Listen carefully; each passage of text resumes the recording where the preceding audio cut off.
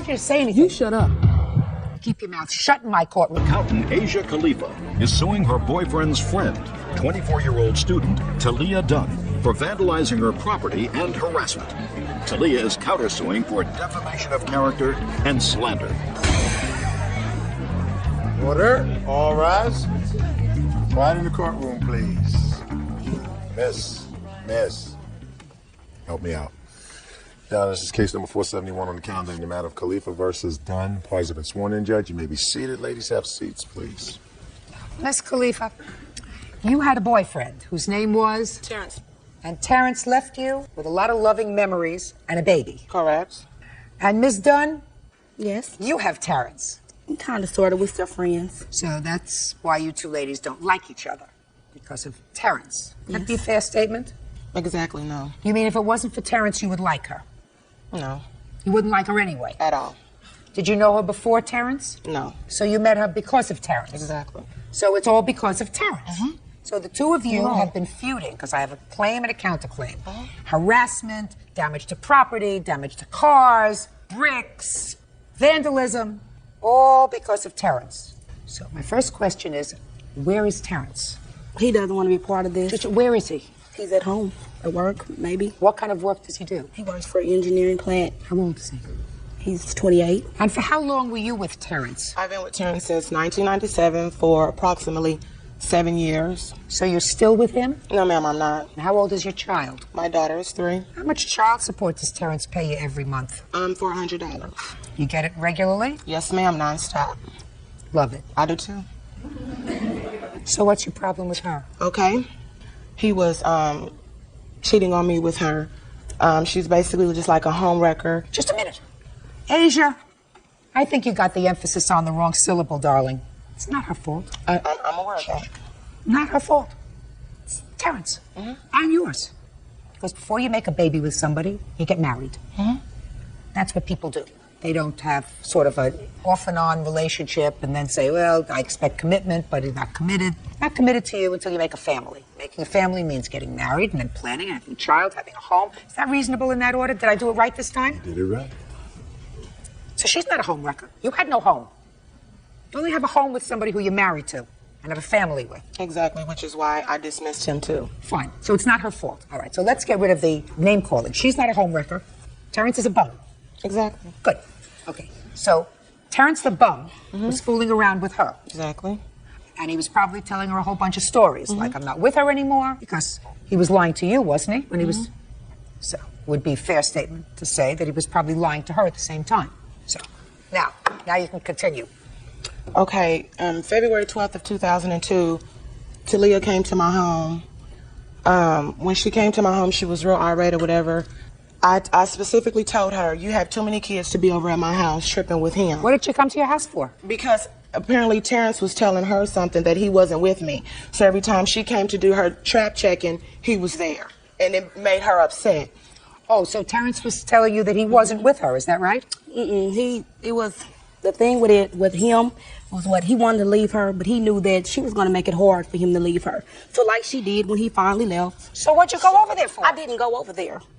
All these things that I have here, or these false allegations, she is on antidepressants. She's bipolar. She has some problems that she needs to deal with. All right, so she came over to your house, 21202. She came over to your house, and you said, don't come over to my house. You got too many kids, whatever. Go ahead. Finish. My kids have to do with that. So then she comes over to my house, and when I said that, she went across the street from my house, picked up a brick, and proceeded to bust out my windows. When I had the cops and stuff come or whatever, I gave them the description of what she had on down to a T. That is exactly who they went and picked up, which is leading up onto my next issue. She was already arrested on that charge, and that charge she pled guilty to. After she pled guilty to that charge, she's back to my house on Easter Sunday. Did you plead guilty to throwing a brick through her window? I did. Yes or no? Yes, I was left. Yes, you did. All right. So then we have no problem with that. So she's financially responsible for that. How much was that to fix? That was $600. Good. She came back over to my house on Easter. Me, my daughter, and Terrence, we were getting ready to go to church. Once again, she screeches up to my house. She hops out. She had on some little black raggedy house coats, fluffy house shoes in there, a scarf around her head. She started blurting all these cuss words. Again, she went across the street because my neighbor has these rocks going up. She picked up a brick, came across, busted out Terrence's back window in his truck, got the other brick, hurled it at mine, and hopped on top of my truck, scratched it, and then cracked my shield and landed on top of my car. Was she arrested for that? She wasn't arrested for that. When she did that, she got back in her car because at the time I was telling him to come outside. At the time he was coming outside to see what was going on. She immediately hopped in her car, rammed my gate swing open like this. She ran her car on the right side of my fence, bending and came up and ripped my screen off of my So why didn't you call the police? Because I was already going to court for this other thing, but that's already pled guilty, and this is something totally different, and I'm handling that. Why didn't you call the police the second time she came back to the house? Because I already had called the police on her in the first incident, and I have all my reports, and I was on my way to church, and we were meeting Sunday at church. Oh, no, I don't believe that. That I don't believe. Your Honor. Listen to me carefully. Then I assume you don't want to be compensated for any Yes, I do. damage. Well, I'm not going to do that because I don't believe your story. I don't believe that part of your story. That's why you didn't contact the police. She came over, she destroyed your truck, she broke the back of his truck, she pulled your screens off your door, which means she got really close to your house. And for that, you don't call the police. But you did call the police when she just picked up a brick and threw it through your window? I don't believe that. Next. She kept calling my house, saying, calling me out of my name, saying, yeah, your daughter's father is my daughter's father. My name is TT. You have a child with him too? No, it was a possibility. She kept calling my house, saying, yeah, your daughter's father is my daughter's father. Yeah, my name is TT Dunn. It don't make me none. Done as in done with. Then she kept calling. Okay. Then she kept calling, saying stuff like, she's gonna F me up. She's gonna do everything in her best interest to mess us up. Yeah, he's the father. But I have papers to show otherwise that he's not the father. She thought he was. She went down the menu and she figured out later he wasn't. Judge Judy continues in a moment. Okay, I don't want you to say anything. You shut up. You want to go on a talk show. You made the wrong turn. You keep your mouth shut in my courtroom. Do you understand? You too.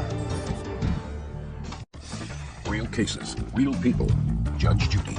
Asia Khalifa claims her ex-boyfriend's friend, Talia Dunn, owes for vandalizing her property. Asia says Talia hurled a brick through her car window. Anything else, madam? December 5th, I went to court. When I get out of court, I have a note on my car that says trick or treat in a cuss word with a dead bird on it. The deputy came outside of the Jackson County Courthouse and removed it. Anything else? That's it? Okay, Miss Dunn. Well, first of all, this has started when I did meet Terrence. As far as my baby, she called me one morning and asked me about him, and I told her, yeah, I had been with him for like the past 6-7 months, and I didn't know nothing of her. So I left Terrence alone, but I was pregnant when I left him alone. He knew that this was a chance that this might have been his daughter. That's why he never left me alone for the past 2 years. We still was involved or whatever, and we still went on and did our thing. As far as me trying to destroy them, you can't kidnap the willing. He came to me. I didn't come to him. You know, and just a second. Who cares? Right, who cares? Did you go to her house? No, I did not. Well, you did go to her house once and threw a brick through and throw a brick through her That first window. time, I had no other choice. I went and I found... Sure, of course you did. Don't tell me you had no other choice. So you threw a brick through her window. You must have been pretty angry. No. You weren't angry? No. Okay. Then you went back to her house on Easter? No, I was at church on Easter, and she's supposed to be Muslim, so why would she even be at church? So you didn't go to her house on Easter? No, I did not. Now, when you went to the courthouse for the restraining order, did you write a note, leave it on her car? No, I did not. That is not my handwriting. I did not put a note on her car. Okay. And where did the dead bird come from? Now, what I'd like you to stop playing with your papers, Asia. Sorry. Now, I'd like you to tell me about your counterclaim. My counterclaim is for harassment. One night, me and him, we had been out all day, me and my sister, and me, a friend of mine, and him were out, we went shopping. She proceeded to tell him later on that she followed us all day long. So that night, I guess someone, his grandmother or step-grandmother passed or something. We were at home. About 3 o'clock in the morning, the police was called to my house. So they're bamming on the door. I answered the door, and they told me they had a third-party disturbance call saying that it was a disturbance. You're talking very fast. I'd like you to slow down. That it was a disturbance. So they saying that this wasn't true. They won't hit, and I told them who might have been doing this. They left. Well, about 6:30 in the morning, we're getting ready to leave. She comes out the dark parking lot down the street. I stayed up the street from the park, and you can see. I can't understand you. You're talking too fast. There's a park. It was a park in a parking lot right down the street from my house. You can see right there, she comes out the parking lot 6:30 in the morning, where she had been all night after calling the police. She sat outside my house for like 30 minutes talking to him. I let What's them next? talk. I mean, she's done numerous things to me. She's called me, I'm pregnant, I'm a F you in your stuff. How old are you? I mean, it's ongoing. How old are you? 24. How many children do you have? I have 4 children. How old are they? 9, 6, 4, and 1. Who's the father of the 1-year-old? Her father is Cortez. And that's the one that you thought maybe Terrence was the father of. Well, Terrence thought also. I'm saying you thought. I'm okay with Terrence. Yeah, I thought it was a possibility. Is Cortez the father of any other of your children? No, he's not. How old are you? I'm 29. How many children do you have? 1. Are you employed? Yes, ma'am. What kind of work do you do? Accounting. What kind of work do you do? I'm a student. A student of what? Yes, I'm a student. I do apprenticeship for Dwayne Harvey Funeral Home in Kansas City, Missouri. Who supports your children? I do. The apprenticeship, they pay me.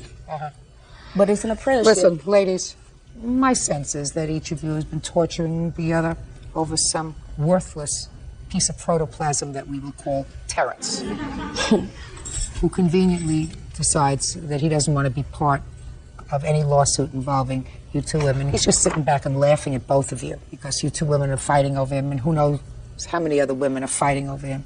He's stupid enough to fight over him. I'm really sorry he's not here. I would have loved to have met him myself, and I know that Berg was really anxious to meet him. In any event, the damage to your window as a result of the brick incident, do you have a bill for that? Yes, ma'am. I'd like to see it, please. All that is together.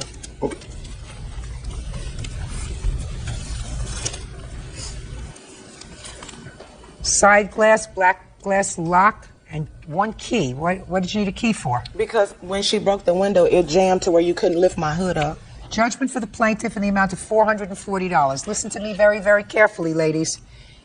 You've allowed Terrence to make a fool out of you because you're here exposing the lunacy of fighting with each other over somebody who's totally and completely worthless. Worthless, without value. How are you related to her? This is my sister. That she says, sit down. Okay. Sit down. Sit No, down. but I want to say something. You can't say anything. In honor of You my can't say sister. anything. You can't say anything. She went through the bottle. You can't. I don't want you to say anything. You shut up. Shh. Excuse me? Shh. Your Honor. Listen to me very carefully. You want to go on a talk show. You made the wrong turn. You keep your mouth shut in my courtroom. Do you understand? Do you understand? You too. I have only one provable claim. That one provable claim is for $440. But if you're going to allow this man to continue to make a fool out of you by doing anything to each other, then you're not as smart as I think you are. You're old. Quiet! You're old enough to make a child. You made 4. You have 1. You have a responsible job. Maybe one day you'll get one. If you continue with this kind of behavior, you are setting a poor example for your children, for your families, and just stop it. Say it's over. He's not worth it. I would like for her to leave me alone. Why don't you start listening, receiving, instead of talking? Your Honor, you haven't listened to nothing that I have. I over here. listen She's to done you. The same thing. She's done the same thing. Listen to me. I have cracked windshields. I have all that same stuff. Did she ever police? Just listen to me. Yes, I do have a police report for that. I don't care about a police report. And her stalking and harassing me, sleeping in parks, Listen to being me. up and down the street all day long, and I'm supposed to keep letting her do this? Get over it. I am over it. She won't get over it because he's not with her. Miss Dunn, anybody who has 4 children, starting with a 9-year-old, isn't too smart to begin with. And your conduct today just exemplifies to me that you are going to continue to be stupid. You have to be able to say, I made a mistake with this I want it man. to be done Or with. what? You keep talking. You just keep talking. I made a mistake with this man. I'm not going to have anything to do with this man anymore, and I'm not going to have anything to do with her. You owe her the money because you pled guilty to throwing a brick through her windshield. You are therefore liable. If you can tell me that she pled guilty or was convicted of any crime involving damage to your property, I will hear you. Other than that, I have no interest in hearing any of your complaints. Do you understand? That's Yeah, fine. no. Did she plead guilty to any crime against you? She hasn't been Good, picked up good. yet. Because she did not. Goodbye. Judgment for the plaintiff in the amount of $440. Parties are excused. You may step out. If she had her other man and she was kicking it, living it up like I've been doing, this wouldn't hurt her. I put my man out. I'll let the dogs play with the dogs. It's not about that. I don't want him. I get up in here and this is what I get. So other words, hey, give up permission to get in the boxing ring. I don't have to get ghetto or ignorant to prove my point, which I did today. If it was the end of it, it would have been the end of it when he left her. She wouldn't have came at me with any more stuff after he left. Basically, it's about class and not trash. I'm basically a diva from 816 popping my collar. Documentation really the nation. Obviously, she knows nothing about. The only thing she knows about is other people's men and wet food stamps. And now the next case.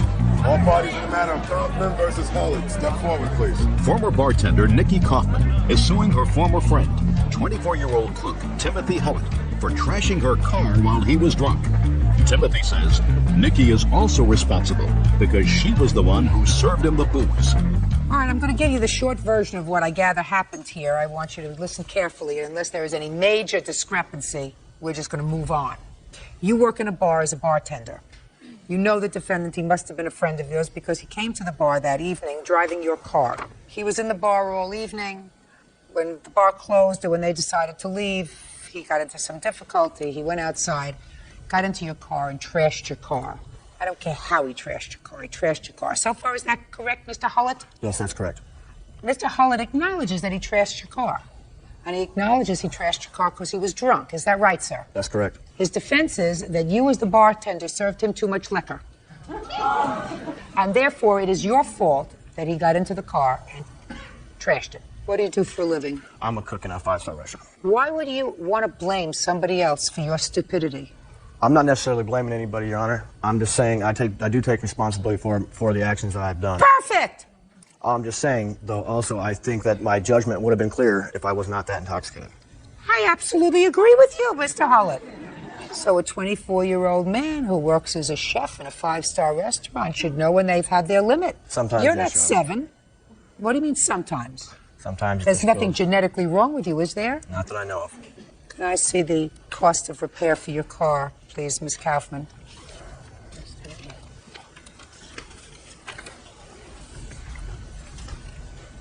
What kind of car do you have? A 97 Chevy Malibu. Have any insurance? Yes, I do. What kind of deductible do you have? 500. Mr. Hullett owes you $500. That's your deductible? Yes. That's fair, isn't it, Mr. Hullett? Sounds reasonable. Sounds reasonable to me, too. Thank you. That's all. Yeah, this is case number 472 on the calendar in the matter of Willis versus Thorpe. Parties have been sworn in, Judge. You may be seated. Folks, have a seat, please. Bird, you are going to love this case. Because I read the complaint and the answer, and I found the facts as presented by you two young ladies to be fascinating. How are you related to her? I'm her mother.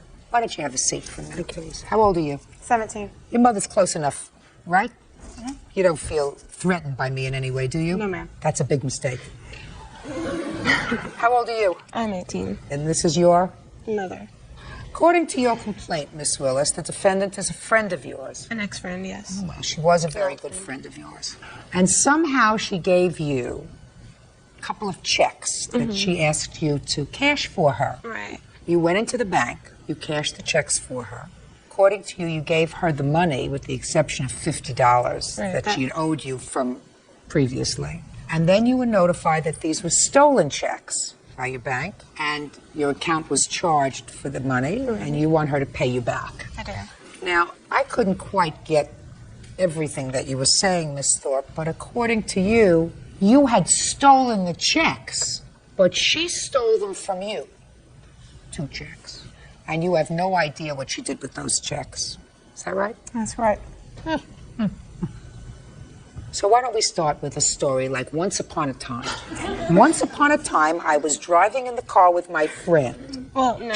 Then just tell me. Okay. Let's go. Once upon a time. Okay, once upon a time, last May 23rd, we were at a graduation practice. She asked me if I could cash a couple checks for her, saying she did not have her ID, and I asked her if she had a bank account she could cash them out. She said she didn't. So, you know, she's a friend of mine. I did it. When did she give you the checks? When we were at the bank. How did you get to the bank? I drove. And how did she get to the bank? She drove. So you park your car at the bank. We're going to follow this. You know, we're once upon a time now. We're once upon a time. You've gone from graduation into the car. She follows you to your bank. You park your car. She parks her car. And you walked up to her car. I walked up to her car to get the checks. I sat down in her car. Then I went inside. And So she handed you the 2 checks. right. What did they say? I didn't pay a lot of attention to what the checks looked like, to be quite honest. I did ask her where they're from, what they were for.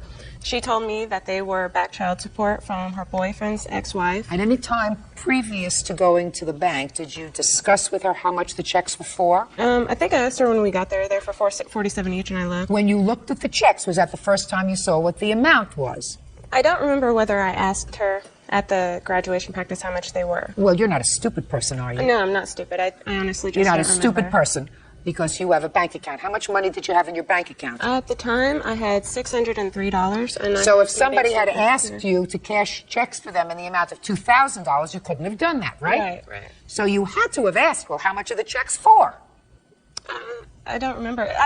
I was very naive. I didn't, at that point, I did don't not look know that you had naive. to have that much amount in your bank. Did you to hear what I cash them. said? You Yeah. don't look naive. I don't look now, but I've learned a lot since then. I have. You mean in the few short months you've learned a whole bunch? Just about cashing checks, about banks. Where did you get your money from to put in the bank? From my job. What kind of job? I worked at an ice cream parlor. So you knew enough to open up a bank account? Did you open it up by yourself or No, with your my mother? dad, I've had it since I was 13 years old. Great, My so dad- you know how to go in there? Right. So you know how to make deposits? Did you ever withdraw any money from the bank? I did. Yeah. Make out a withdrawal slip. Well, no. You don't live on Mars. I never used a withdrawal slip at my bank. It was a savings account. All I did was give them my social security number, ask for the amount, and I had to sign. So what were these 2 checks made out for? $447.50 each. And the reason I believed her about the child support is prior to this, a month before, she told me she was expecting a check for about $500, and she told me that is what she was going to pay me my $50 back for. You have a This was the child? beginning of May. No, I don't, Your Honor. Well, what are these 447? I have and copies of shh. it. Yes, sir. What is this 447 child support? What is that about? Your Honor, I have no idea. No idea. You have a boyfriend who gets child support? I do have a boyfriend, yes. Does he get child support? Yes, he does. Why does he get child support? Because him and his wife are separated. How old is he? 32. And he has a child that he has custody of? Yes. And how old are you? 17. Who is this? This is I'm the boyfriend. You're the boyfriend. Yes, ma'am. How long has this been your girlfriend? Just over a year. Just over a year. You don't think she's a little young for you, do you? I didn't plan it that way, Your Honor. How much do you get in child support from your ex-wife? About $50 a week. I have custody of both of my children. $50 a week for each child? No, ma'am. Both? Yes, Both children. You get that by the month? I get weekly. I get it weekly. If she put Let me see a copy of the checks. And it's usually in cash.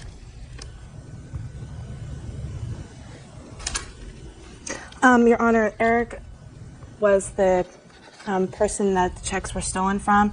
I was convicted and charged for checks No, already. you were charged and convicted. Charged and convicted for 3 checks prior. I had stole them. I went down to the police station. Where did you steal them from? I stole them from Eric, Who is he? an old friend Of whose? of mine and my mother's.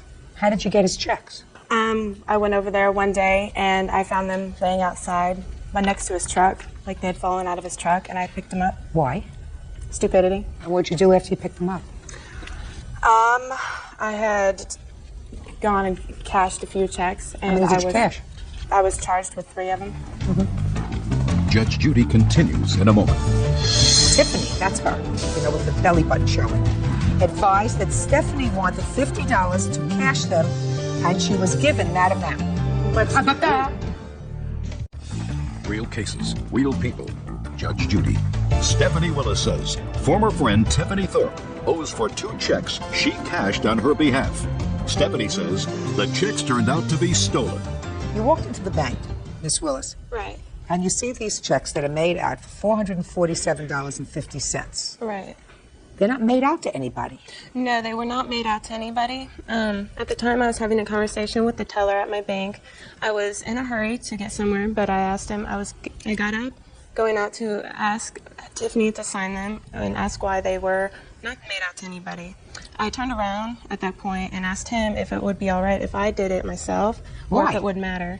because I was in a hurry to get to see someone. You know, I don't believe you either. Huh? I don't believe you either. I don't believe her. I don't believe you. Miss Willis, you want to know why it doesn't sound right to me? Yes. She says, could you cash these checks for me? They're being given to my boyfriend from his ex-wife for child support. And they would have been made out to him. You'd have to be a rocket scientist to figure that out. Especially if you tell me that his name, Eric, is written on the bottom of the check. Did you write his name too? No, I did not. Tiffany. So that was there. Right. Who wrote that? Tiffany did. Did you see that? I did not, but I know her handwriting. I've known her for 4.5 years. And So I you her know that this handwriting. is her handwriting? Yes. So now you know the Look following. at the dotted Now I. you know the following. You know that she forged his name. Right. And you knew that when you were at the bank. No. Oh, yeah. No. You knew of Not 4 at years the at bank. that point. I'm sorry. Not at the bank. I was not aware of that. At Why the not? bank, I assumed. I did not know the circumstances following the checks, and I assumed that she had gotten it from a friend of hers or perhaps her lover. I did not ask, and I was not sure. But at this point, I knew Tiffany, and we were very good friends for 4.5 years. I had no reason not to believe her. I'll hear you. Well, on that day, we did go for my graduation practice, and we were sitting there, and Stephanie was sitting in the car, and I had the checkbook sitting there in the council, and she had asked me what it was, and I had told her that they were stolen checks. And then we went to the gas station. When you say she asked you what they were and you said they were stolen checks, are you telling me that she didn't say where did you steal them from? Whose are they? Nothing. No, Your Honor. She asked you nothing. No. She just asked me what they were. And you said stolen checks. Yes, I told her. Go ahead. Stolen checks. We went to the gas station about 2 blocks away so I can get gas. And I went inside to pay. When I came back out, she told me that she needed to be dropped back off at her car. So I dropped her back off at the car and I went home. And about a week later, she came knocking on my boyfriend's door and was talking to him about some sort of checks. Step up. Well, Your Honor, Name. my name is Timothy S. Brown. Tell me about the conversation that you had with the plaintiff. In May of 2000, Stephanie had stopped at my house on 3 different occasions. The first occasion, she came in my home and told me that she had gotten some checks from Tiffany that were stolen. This is the time I just found out about the whole stolen check situation. We were only dating for a couple months at the time. She told me that she had gotten some checks from Tiffany and positive in her account, and that she said that Tiffany said they were for child support. I knew at that time that something was wrong because I get cash from my ex-wife. Did you tell her that? Yes, I did. And what was her reaction? Oh, she said that she got the checks from Tiffany, and that Tiffany said they were for child support. And Was she crying? No, she was upset. Was she upset? She was kind of scared because she told me that her mother, her parents are involved in the bank account somehow, and she wanted to get it taken care of before her parents found out about it. So that was the first time she came to your house, and then? I talked to Tiffany about it. At this time, Tiffany was denying the whole thing to me because she didn't want me to find out about it. So Tiffany lied? She lied to me about it, yeah. And then she lied to her mother, too? At the time, yes. She lied. You know. Now, when she lied, did you believe her? No, I was really skeptical about the whole thing, from the start. So initially, when she told you that she didn't know what this friend was talking Right. about. I had my suspicions. I had contacted her mother to talk about the situation, to find out if she knew anything about it. And her mother said? No, she didn't, and reassured me that her daughter wouldn't do anything like that. Okay. Step up a second. Sure. When your daughter told you what happened, she initially told you she didn't know what she was talking about. Is that right? Well, when Stephanie came to me, and Stephanie told me a story that Tiffany gave her 2 checks and that they were for babysitting that Tiffany had done for somebody, and that she cashed those checks for Tiffany. But she didn't say anything about child support to me. She said that was babysitting money. That's what Tiffany had told her. Is that right? So, I don't remember telling her that. Your Honor, we have in a police report statement here, it's the statement that Tiffany had made to the police. Let me see it. You told the police that you gave her 2 checks, madam. You told the police that you gave her 2 checks to cash. No, Your Honor, I did not.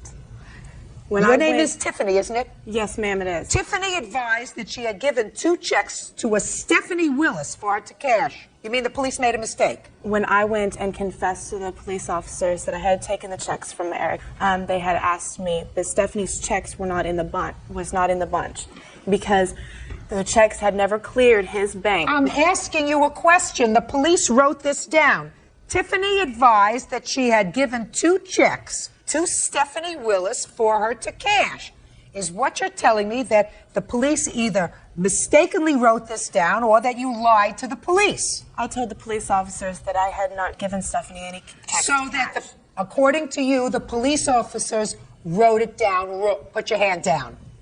The police officers wrote it down wrong. Obviously, yes, Your Honor. Listen to this, Bert. You have to listen to this. This officer who took this report from this 17-year-old psychopath must have been doing something that day to make himself feel happy, because he too is writing a once-upon-a-time story, according to her. Let me tell you what else he wrote. Reporting officer asked Tiffany about the 2 checks that she gave to Stephanie Willis. Tiffany advised that the 2 checks were for $447.50 each. Tiffany, that's her, you know, with the belly button showing. Tiffany advised that she filled out the checks but left the pay to blank. Tiffany advised that she had Stephanie put her name in the blank.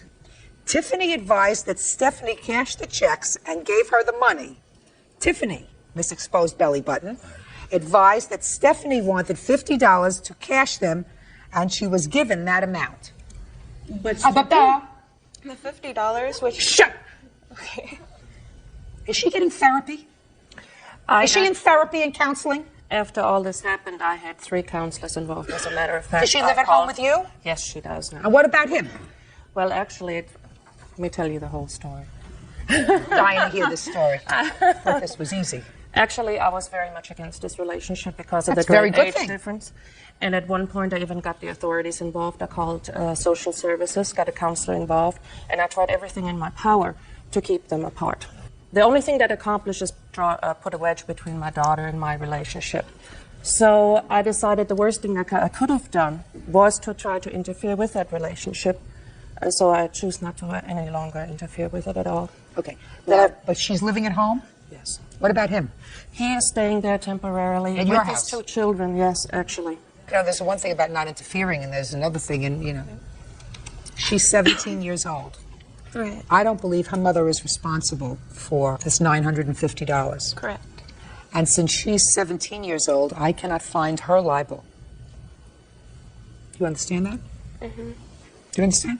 The only way that I can find her liable is if I make her mother responsible.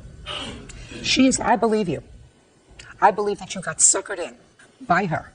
And I believe that she is a liar. I believe that she continues to lie. I believe that she's probably in a relationship that you shouldn't be in. I believe that her mother is caught between a rock and a hard place. But I think that her mother being caught in a rock and a hard place does not put her mother in a position where she is responsible for the forgery and the theft by her daughter to you. Because I too believe that you had a certain responsibility, and that was to be a little more vigilant. Not put your name on these checks when it was clear that they couldn't have been for child support. Because child support checks would have been made out to him for the 2 children, not I had no experience with that. Not the story blank. she gave me, I had no reason. Well, you not should have to been more trust vigilant. her. Certainly, her mother couldn't. I Certainly, her mother could not have known. Right. And in order for me to find in your favor against this side of the table, I have to rule that her mother is responsible for paying you back, and I cannot, in good conscience, do that. Neither could I. I can't hold her responsible. She's 17. I mean, I wish I could, but I can't. So you're going to have to cover these checks yourself and be a little more vigilant. I feel sorry for you. I really do. I really don't know what I would do in your situation. It's a difficult situation. I didn't know what else to do either. And I just hope that they will straighten out the problems that they've had in the past. These 2 girls aren't going to straighten out their Right. problems. As far as these 2 people are concerned, 3 years from now, they won't be talking about each other because he won't be around. That's what I But figured. she'll be probably around with her own baby that you're going to have to take care of. Well, hopefully That that's... won't happen. Hopefully. Well, why? Because I wouldn't leave her like that. You I'm wouldn't. a good father. Oh, I thought you were going to tell me that you took care of it so that you couldn't have any more children. I'm 2 was enough. a good father. Goodbye. Yeah, this is case number 401 on the calendar. The matter of Dawson versus Wade. Parties have been sworn in, Judge. You may be seated. Ma'am, have a seat, please. Mr. Dawson, you are the head of a church group, No, I'm not a head. I'm just one of the members of the church group. and you? I'm a member also. I'm his wife. According to your complaint, your church group sold a van at auction at a Yes. charity event. Is that right? Yes, we donated to. You donated Shh, put your hand down. Explain that to me. You had a van. Right. The van was the church's van, and it had a logo on it. Yes, we retired it. She bought the van at auction. Put your hand down, madam, and stop moving around. You're making me very seasick. Just be quiet and behave. So far, you're not losing. But don't irritate me. The money that was retrieved from this auction went back to the church? Yes. So you sold the van. Mm-hmm. She bought the van. Your lawsuit involves a request to have her remove and paint the logo so that nobody can see that it belonged to the church. Is that right? Yes. Why?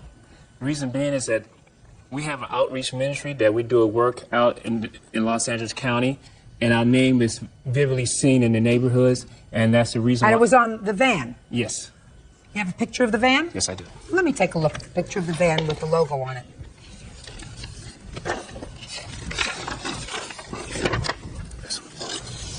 While I'm looking at that, Mr. Dawson, who was in charge of making the arrangements to give the van out for auction? The pastor of our ministry. All right, now I see it. It's got your name all over it. Now I see it. How much did you pay for it? I paid $800. Good. And when you got it, it had these markings on it? Yes, it did. And you don't want the markings on it? No. Not in her possession? No. So why don't you take them off before you sold it? Well, What does that have to do with her? Where are you people coming from? Put your hand down a second. Where are you people coming from? You want to sell this, you turn it over to an auctioneer, they sell it, and now you're suing her. Stop, listen to me, Miss Wade, if you don't give me the attitude, I am totally unimpressed with your attitude and it's irritating. You don't want to pass this along to somebody? You paint it over before you sell it. Do you understand? yes, I understand, but they had made an agreement that they would be taken off before Who made the agreement? the auctioneer, the person who would purchase the van, would take it off. Who made the arrangement? You made the arrangement with her, or somebody made the arrangement with the auction house? With the auction house. Sue them. What are you suing her for? Can I say something? What? The reason we're suing her is because our ministry is very popular throughout Southern California, Anaheim, even in San Diego. We do a very good work with children, gang prevention, youth. Very nice. What? Keep going. The reason I'm saying this is because they're going around in our van representing our ministry, cursing, screaming, yelling. Miss Dawson. Yes, ma'am. They are not representing your ministry. She's driving around in a van that she bought, that your ministry failed to ensure did not have its logo on it because it turned it over to an auction house to sell it with the logo on it. And if you didn't want the logo on it, paint it before you sell it. I understand that, ma'am. Period. End of discussion. She's not holding herself out to be your ministry. She's driving around in a van she purchased. You want her to spend more than $800? Yes, she is. She's representing our ministry. She said that she takes the youth around in our ministry. They like it on there. They don't want to take it off. We offered to take it off for them, to take it off professionally, and they said no. He likes it on there. He was belligerent. He cursed. He threatened my pastor's wife. He called the church. That's it. He liked it.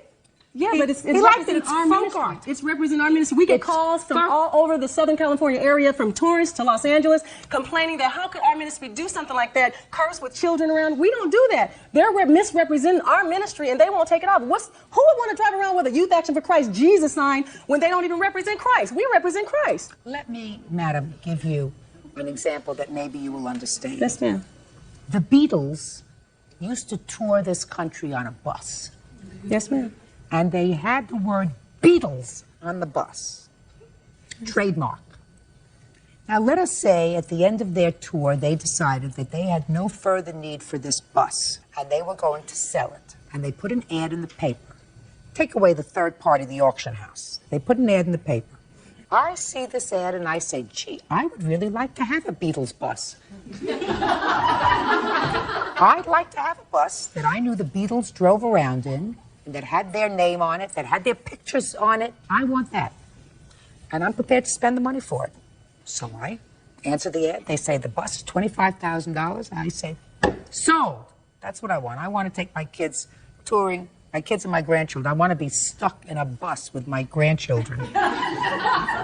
Touring the country in this Beatles bus. Paul McCartney says, you got to take, after I pay the $25,000, you got to take our name off the bus. I understand. I said, oh, so you want to sell this bus without your name on it? Take it off. I bought it with the name on it. I understand. It's my bus. She bought the whole package. She sure And did. if your minister made a mistake by not removing the logo before he turned it over for sale, that's his Can problem. I clarify something? My husband failed to mention that my minister was responsible for letting us take the van. We were responsible for taking the names off. We failed, and we're trying to take care of it now. My ministry is not can't. responsible for it. You can't. I called the police, and they said the only thing I could do is go to small claims court to petition to them to take it off. She met with my husband, and she was very nice about saying, What I'm okay. telling you is, if she wants to, she can. I If you understand want to that. give her money, maybe if you give her money, she'll say, fine, I'll take it off. Maybe $400 would make it feel better for me. Well, Maybe, but you cannot require her because We did require. We asked her, and she was very nice. She was very humble, and she said, "Sure, to come take it off." We called her husband. He said, "Who do you think you are calling us? You're not going to take anything." He cursed. He said, "You say another word, I'm going to hang up in your I face." heard you, Miss Dawson. You're not listening to me. I'm sorry.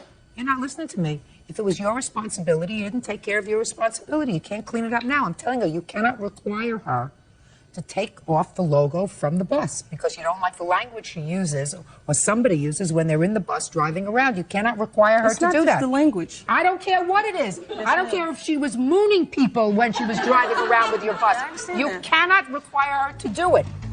Judge Judy continues in a moment. He pulled out the razor blade and was starting to proceed to take the lettering off my van. And I was like, wait a minute, hold up. You can't take this off my car right now. Real cases, real people. Judge Judy.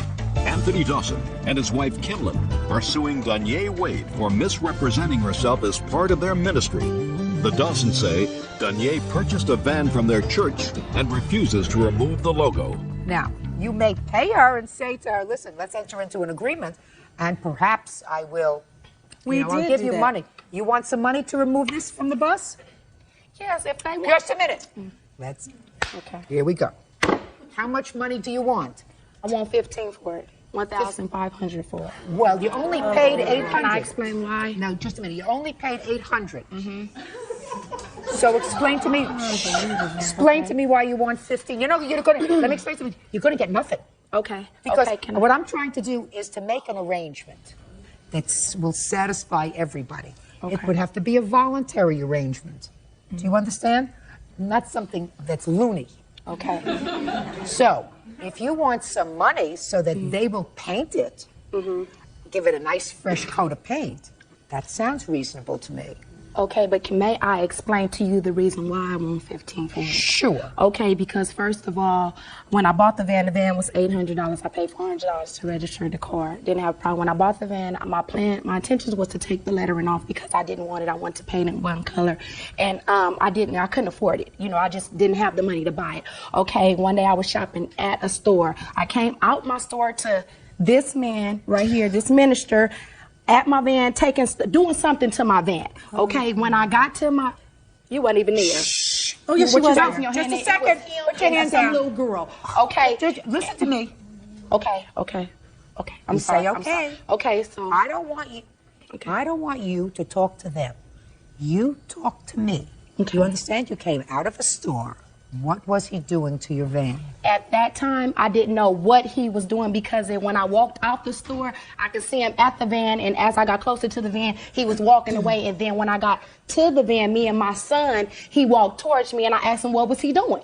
And he was like, he identified himself, I'm the minister of this church. And I thought when they sold you the van, they took the lettering off of it. And I was like, no, they didn't. I bought this like this, but I have intentions on taking it off. And he asked me, he was like, well, can I take it off? I was like, sure. I gave him the number. I said, let's make arrangements. And he pulled out the razor blade and was like, he pulled out the razor blade, and I can describe exactly what kind of razor blade. It was like a box cutter. He pulled out the razor blade and was starting to proceed to take the lettering off my van. And I was like, wait a minute, hold up. My baby looking in the car.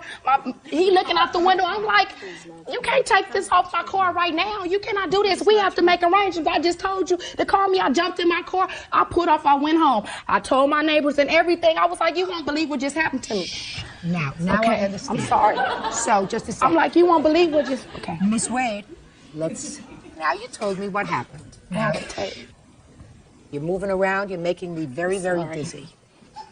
Either one of two things are going to happen today. Either I'm just going to send you both packing because they have no case, You have no case on a counterclaim. If you are prepared to have them pay to repaint the van, how much are you prepared to accept so that they will be happy and according to you, you will be happy? And don't tell me $1,500 because $1,500 is going to buy you the door. Okay, can I say something now? He took letters off the van. It's letters off the van. His name is off the van. Fine. Half of his letters. I didn't tell him to do that. I told him let's make arrangements. Fine. Listen to me very carefully, Miss Wade. Let me ask you this right here. Miss Wade, you're not following what I'm saying. I asked you for a figure. So, how much will it cost to paint the van? Well, I went to Earl Shy and they said $600 to repaint Good. the car. $600 to repaint it. Now, Mr. and Mrs. Dawson, are you prepared to spend $600 to correct your mistake? Is the question. The answer is either yes or no, you're not. You have no case. So she wants $600 so that she can, or you can, take it where they paint cars and have it painted. We offer to have it removed professionally. We don't want to pay $600 to have it removed. Bye. These are excused. You may step out. They sit there and act like he didn't pull out the race base. We wouldn't even use a scraper. We were going to use a blow dryer on our property. It doesn't even work like that to remove it professionally. We had someone who was going to That take was a it off. lie. They sitting there acting, putting on a show, acting like they didn't do that and act like I'm just so innocent. No, you're not innocent, not at all. You are hypocrites. And now the next case. All parties in the matter of Bariga versus Cully. Step forward. Mechanic Roman Bariga is suing his former neighbors, Sean Cully Sr. and his wife Karen. Roman says the Cully son, 14-year-old Sean Jr., broke out the windows on 2 of his Porsches. Let's see. You up. Tell me your name. Sean Cully, How old are you? 14. Did you knock out the windows in his sports cars that were in his backyard? Yes, ma'am. Why? I thought it was fun at the time. Were you with anybody else? Yes. Who? Jimmy. Whose idea was it to knock the windows out? Jimmy's. Was there something in particular about his windows that looked enticing to you? No, ma'am. You mean you just had nothing else to do? Yes, ma'am. Was it a school day? Yes, ma'am. Had you gone to school that day? No, ma'am. You played hooky. Yes, ma'am. Did your parents know you played hooky? Not until that evening. How did they find out in the evening? I left my jacket up at Mr. Berger's house. That's how we found out it was you, is that right? Yes, ma'am. Step up. You're his father? Yes, ma'am. You're his mother? Yes, ma'am. So what's your defense? Well, the defense is I agreed to pay for the damage that he caused. There was another party involved. The other party denied it. The other party lied through their teeth. Listen to me. The other party denied it. He has no proof that Jimmy was involved. He has proof that your son was involved because he left his jacket there. You go sue Jimmy for his half. Your son was involved. He's responsible for the whole ball of wax. Okay. It's not his responsibility to go chasing after the people involved. He got one person. He got your son who was foolish enough to leave his jacket. Well, he was forced to skip school and get himself in trouble. You're absolutely right. So that if somebody has to go chasing around to find out who else was responsible, it doesn't have to be this man here. It has to be you. And Right, because you should know where your son is. Because I guarantee it's not the first time he skipped school. Right? well, yes, it was, to our knowledge. Oh, no. It's not the first time he skipped school, is it? No. Well, there we go. There's a first. First time maybe you know about it, but it's not the first time he skipped school. That's true. Fine. May I please have the bills for the windows for the car, please? See, I didn't even have to say anything. There you go.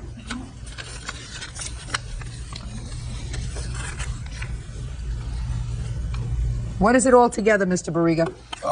It's $6,236. Just Your the Honor. car windows? Well, plus the installation, plus the clips, moldings, and other items that have to go with it to install that glass. Let me see pictures of the car, sir.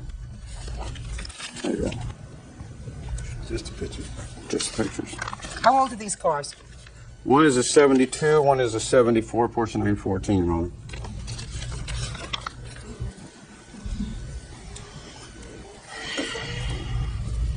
I was storing them for restoration, is what I was doing. All the windows are broken out on the car. Did you see the damage to the car, sir? I was not allowed to see the damage. I went up a couple days later. Mr. Braga wasn't home, and I asked, and he said, no, we can't let you back here until he's home. In the schedule I was working, I was gone constantly. Your Honor, when we talked about retribution, He said, bring me a list of the damages, and I'll take care of it. How much did you tell him the damage was, Mr. Barriga? Not $6,000. No, at that time, he was gonna repair it himself and take care of it. Just give me the list. All I need is the year, make, model, and the last date of the VIN. Sir. That's correct. I did say that. Did you ever tell him that the damage was $3,000? The first time I talked to Mrs. Cooley, yes, that night. I said, Mrs. Cooley, this is a minimum of at least $3,000. I said a minimum of at least $3,000. On the first night, it went from 13 to 3. And, Your Honor, I have here from the internet, 1972 Porsche 914. All I could pull up was a Targa. These cars are not Targas. Low retail value, $2,200 for a running car with all glass. I could pick these cars up at a junkyard for $500. And what you should do, sir, is do that. Well, you should listen to me, sir. Because he had these cars, and if he wanted to put them outside and grow geraniums out of the gas tank, that's his prerogative. That's his prerogative. Before your son decided to trash these cars, they had windows, front windows, back windows, side windows, vent windows, and they may not have been running and they may not have been in working order, I understand. but they look just fine. Would you like these? They come from the internet about the car? No, I believe you, sir. Okay. I believe you. I also believe that the initial estimate of $3,000 is probably right, because if Mr. Barriga is restoring cars, and the reason he had these cars is to restore them, you were going to restore them yourself, sir? Yes. Good. Judgment for the plaintiff in the amount of $3,000. That's it. Your Honor, this is case number 286 on the calendar in the matter of Hilton versus McElroy. Parties have been sworn in, Judge. You may be seated. Gentlemen, have seats, please. Miss Hilton, the defendant is a friend of your current boyfriend's, is that right? Yes, ma'am. And it is your claim that for some bizarre reason, she vandalized your car. You were not present when that happened, is that right? Yes, ma'am. And yet you believe that she did it. The defendant says she had no reason to vandalize your car and she didn't do it. Boyfriend? Yes, ma'am. Who's he? He's a friend of her boyfriend's. Who saw her vandalize your car? Joseph. Joseph, step up, please. Joseph, what's your last name? Guillory. Mr. Guillory, I want you to tell me, start from the beginning, sir, and tell me what you know about this evening, which is the 25th of July, 2002. Okay. Me and Andrea and my friend Dre and another girl named Bridget went to the club called the Hurricane Hut. We were all having a good time. We had a few drinks. And after the club, we came back to my stepmom's house. We were playing a sex game. A what? A sex game. Sex game. Right. It's called an authorization game. And Andre asked me, can he mess with Andrea? Andre asked you Right. if he could mess with this lady. Right. Why would he ask your permission? Because we was playing an authorization game. Oh, that's You had part to of the ask for game. it. It's part of the game. Go ahead. And I said, yeah. And I had to ask her, can I mess with her friend Bridget? And so they were messing around, and we were messing around. She looked over and saw me. Well, she saw Bridget sliding up and down on me and thought we were having sex, but we wasn't. And she got mad and she said she was fixing to go. And I said, well, I'm fixing to go too. She said, well, where are you going to spend the night tonight? I said, I'm going home to Dolly. To this lady. Right. She got mad and said, oh, you going home to that? And so they walked out. Who walked out? Andrea and Bridget. So I proceeded to walk out too, but I was like about 3 or 4 minutes behind them. So I just happened to look out the window and I seen her keying up the car. Keying whose car? Dolly's car. You mean you had driven her car that evening? You didn't tell me No, about her car was it. parked in the parking lot. And we took my homeboy's car, but when we came back, yeah, Dolly's car was still there. So you drove her car over to this apartment complex Right. and you proceeded to go out for the Get another evening car. drinking in another car and then come back to your stepmom's house. Right. Have sex with a whole bunch of other people. And then you were going to go back to her house with her car. Was that your plan? Right. And when you came out, you saw her car in the parking lot and you saw her doing what? She was keying the car and her friend Bridget was right behind her. What do you mean you saw her keying the car? Well, I couldn't see what she had in her hand, but she was just going down the car with, No, it wasn't. Okay, so what did you do next? So I proceeded to go outside, but by the time I got all the way to the car, she already had then walked away and hit me on the cell phone, called me on the cell phone. And She said, called you on the cell phone? Right. She said, I don't know who Black Card this is, but I just did up. And I said, why did you do that? And I told her, don't call me no more. She kept calling my phone saying, don't tell her, don't tell her. I said, why not? And she said, well, tell her somebody else did it. Or else I'm going to tell Dolly what you were doing this evening. I didn't even know her. So she kept begging me to tell us that somebody else did it, but I wouldn't do it. Now I'll hear you. That night that we went out, it was on the 24th. It was the night before the 25th. We all met at his house. We were all hanging out in the bedroom, watching TV and stuff like that. There was no sex game going on. His friend came on to me, and I said no. And I seen him messing with my friend, and she said she felt uncomfortable. She walked away and told me, and I said, okay, we're leaving. And he said, why are you leaving? And I was like, because you're putting our relationship I didn't like where he was putting the relationship. Relationship? We weren't together, but we had a relationship. We were seeing each other. How were you seeing each other? He'd come and visit me when I lived in Austin. He came and spent the night at my house. It was an intimate relationship. Was it intimate in the month of July of 2002? Yes, it was. It has been for about 3 years, up until that day. I've only met this girl one time, Dolly. I've only seen her car, I think, in passing, and I couldn't tell you what kind of car it was. The night that we came back, there was no big fight. There was no misunderstanding, no argument. I just told him I didn't like where he was putting our relationship, and I didn't want to talk to him anymore. So me and my friend Bridget, we left. We got in her car and we left. He called me asking me to come back. And we had some words on the phone, and then I got to my house, and that's when she called me. He went and told her that I keyed her car, and she called me telling me all kinds of stuff that I need to watch myself, that she's going to beat my butt or whatever. And what does he have to do with all this? Because he's his friend. JoJo went and told him one day that he didn't know No. Step up. Tell me your name. Q Logan. Mr. Logan, tell me what you know about this. You clearly weren't there that evening, but did you at some point, she says, have a conversation with Mr. Guillory? Yes, ma'am. The day after it happened, and he said that he didn't see it. He said he saw her standing near his car. He was in the window. He was inside the house. Yes. In the window. He looked out so the window. what did he say to you? He said he seen her standing near the car, but since he was going to try to sue her, he was going to tell the court that he seen her key the car, which in essence, if you seen someone keying your car, wouldn't you try to go out there and stop him? I was going outside. It takes more than 2 or 3 minutes to key the word in somebody's paint job. So who do you think did that? I have no idea who did it, but JoJo takes her car at all times of the night. She has no say so where she can drive her own car. He drops her off at work. You mean Dolly? Yes. She pays all the bills. The only thing the apartment is in his name. He goes where he wants, when he wants. He quit his job because he did not want to pay the amount that they wanted him to pay in child support. So he quit and went to his old job. What child support? Who does he have a child with? He has a child with another girl, not Dolly. He quit his job. Not Dolly, not this lady. No. How old is the child? Maybe about 2 years old. So he had a relationship with somebody else while he was having a relationship with you. Is there at least one other that you know about? So, and I think so. So, what? You see, I knew about it, and I'm not a jealous person. I met that girl that was pregnant by him, and I took her over there to meet him. I never overreacted about anything like that. We had an open relationship, so I don't understand why he would say that I would key his car. Judge Judy continues in a moment. That's what I would say to him. But for your antics, my car would be okay. I'm 100% sure of that. Real cases, real people. Judge Judy. Dolly Hilton says her boyfriend's ex, Andrea McElroy, keyed her car. Dolly's boyfriend, Joseph, says Andrea was angry over a sexual game they played with a group of friends. What do you do for a living, sir? I'm a cook. Are you working now? Yes, I am. I was working 2 jobs. Are you? You pay child support? Yes, I do. But he quit his job making $40,000 a year to go back to working as a cook. No, that's not why I quit my job. Yes, it is. You told me it was. He told all of us it was. What's your current child support order? 160, and I gave her 20 more. 160 a what? A month. How much do you earn at your job, working 2 jobs, sir? No, I was working 2 jobs. I let one go on. I was working on the water offshore, and I work in KFC too, both of them. How much do you make now? How much do I make now? About $1,300 a month. What kind of work do you do, Miss Hilton? I drive a school bus. You have children? Yes, ma'am. How many children do you I have? have 2. Who pays the rent in your house? I pay rent, and he also helps pay bills. You know what he's going to do? He's going to pay for your car. You want to know why? Because I'm not 100% sure she did it, but I'm 100% sure of this. That but for his actions, you wouldn't have any trouble with your car. I'm 100% sure of that. Your Honor, she... No, listen to me. I'm 100% sure of that. No.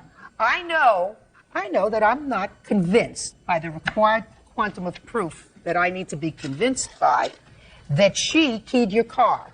I am, however, 100% convinced that but for him, according to his own testimony, your car would not have been placed at risk. Because let's see what he did.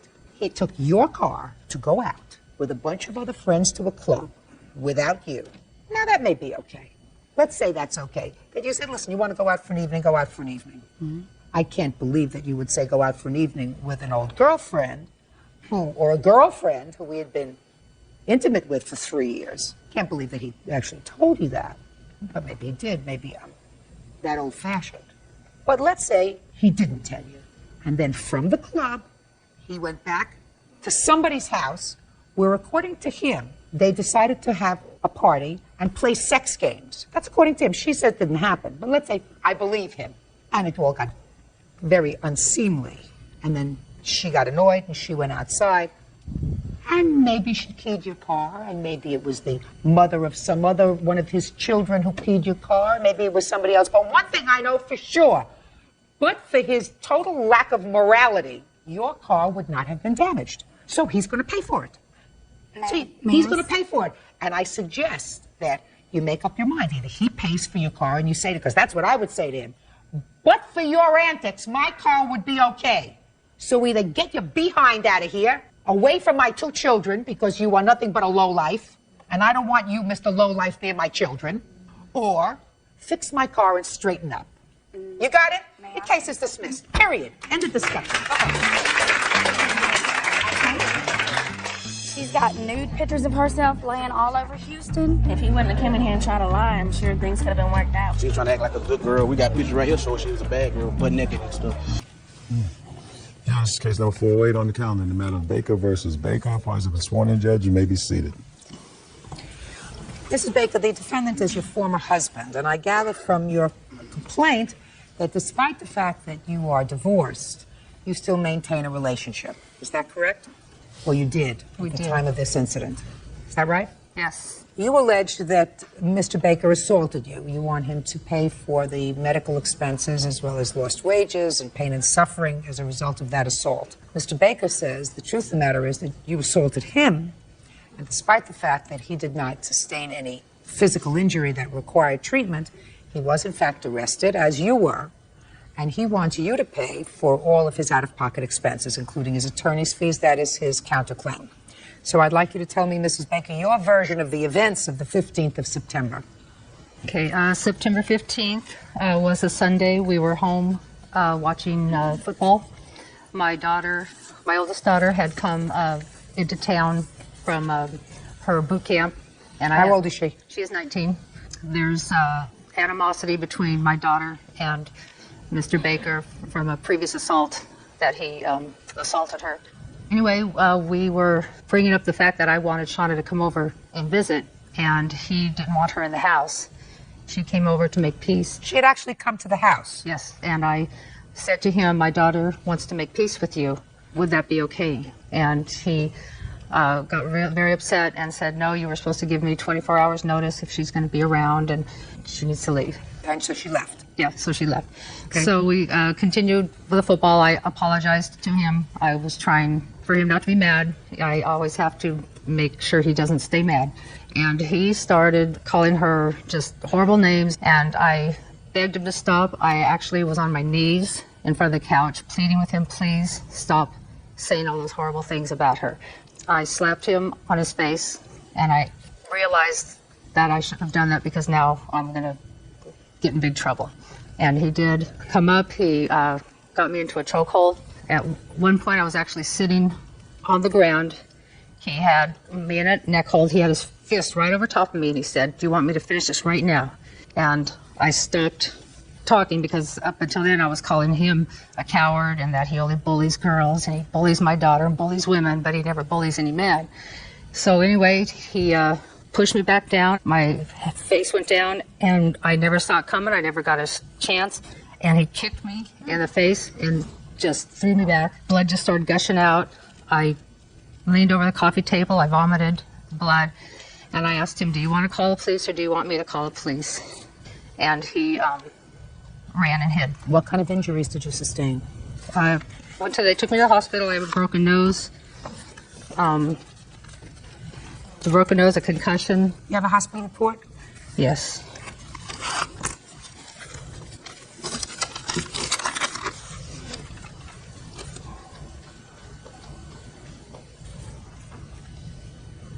Now, can I see the police report, please? It's a two-part police report. Can I have his as well so that I can make sure I have all the reports? Because it was a domestic violence, they had Jane Doe and John Doe. Had you been drinking? Yes, we both had been. You both been drinking vodka and orange juice? Yes. Was that the drink of choice? How much had you been drinking that day? Both of you. I was drinking my fourth cocktail in about probably 4 hours. And you? About the same. Think that contributed to getting the situation getting out of hand? I don't know. He drinks an awful lot, a lot more than I do. Did you tell the police that after you slapped him in the face with your open hands and there was an altercation where he was pushing you down on the couch that you were trying to hit him in the testicles and stomach? That's when Did you tell that to the police? Yes. And that was before he kicked you? Yes. All right, let me hear your version of these events, sir. It happened pretty much along the same lines she says, but without a few details. I was sitting on the couch. We were both sitting on the couch watching a football game, and we were cheering for the same team, having a good time. And we had argued previously on the previous day about her daughter. And I have a problem with her daughter, and she has a problem with me. And because of our history, it's just not a good idea to have her in our house while I'm there. And all I asked for was a reasonable time of notice so that I could leave, and she can spend as much time as she wants to with her daughter. She did not go along with it on that night because her daughter's getting out of boot camp, and she's here visiting. And I said, fine, but I don't want to be here. So she wants me to make up with her daughter. I don't want to make up with her daughter.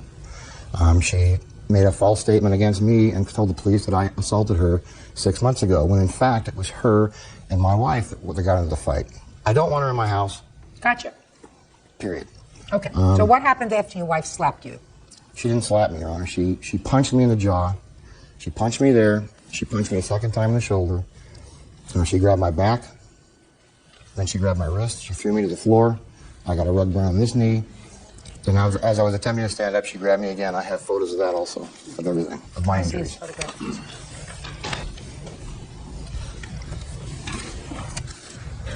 Also the medical report on the back.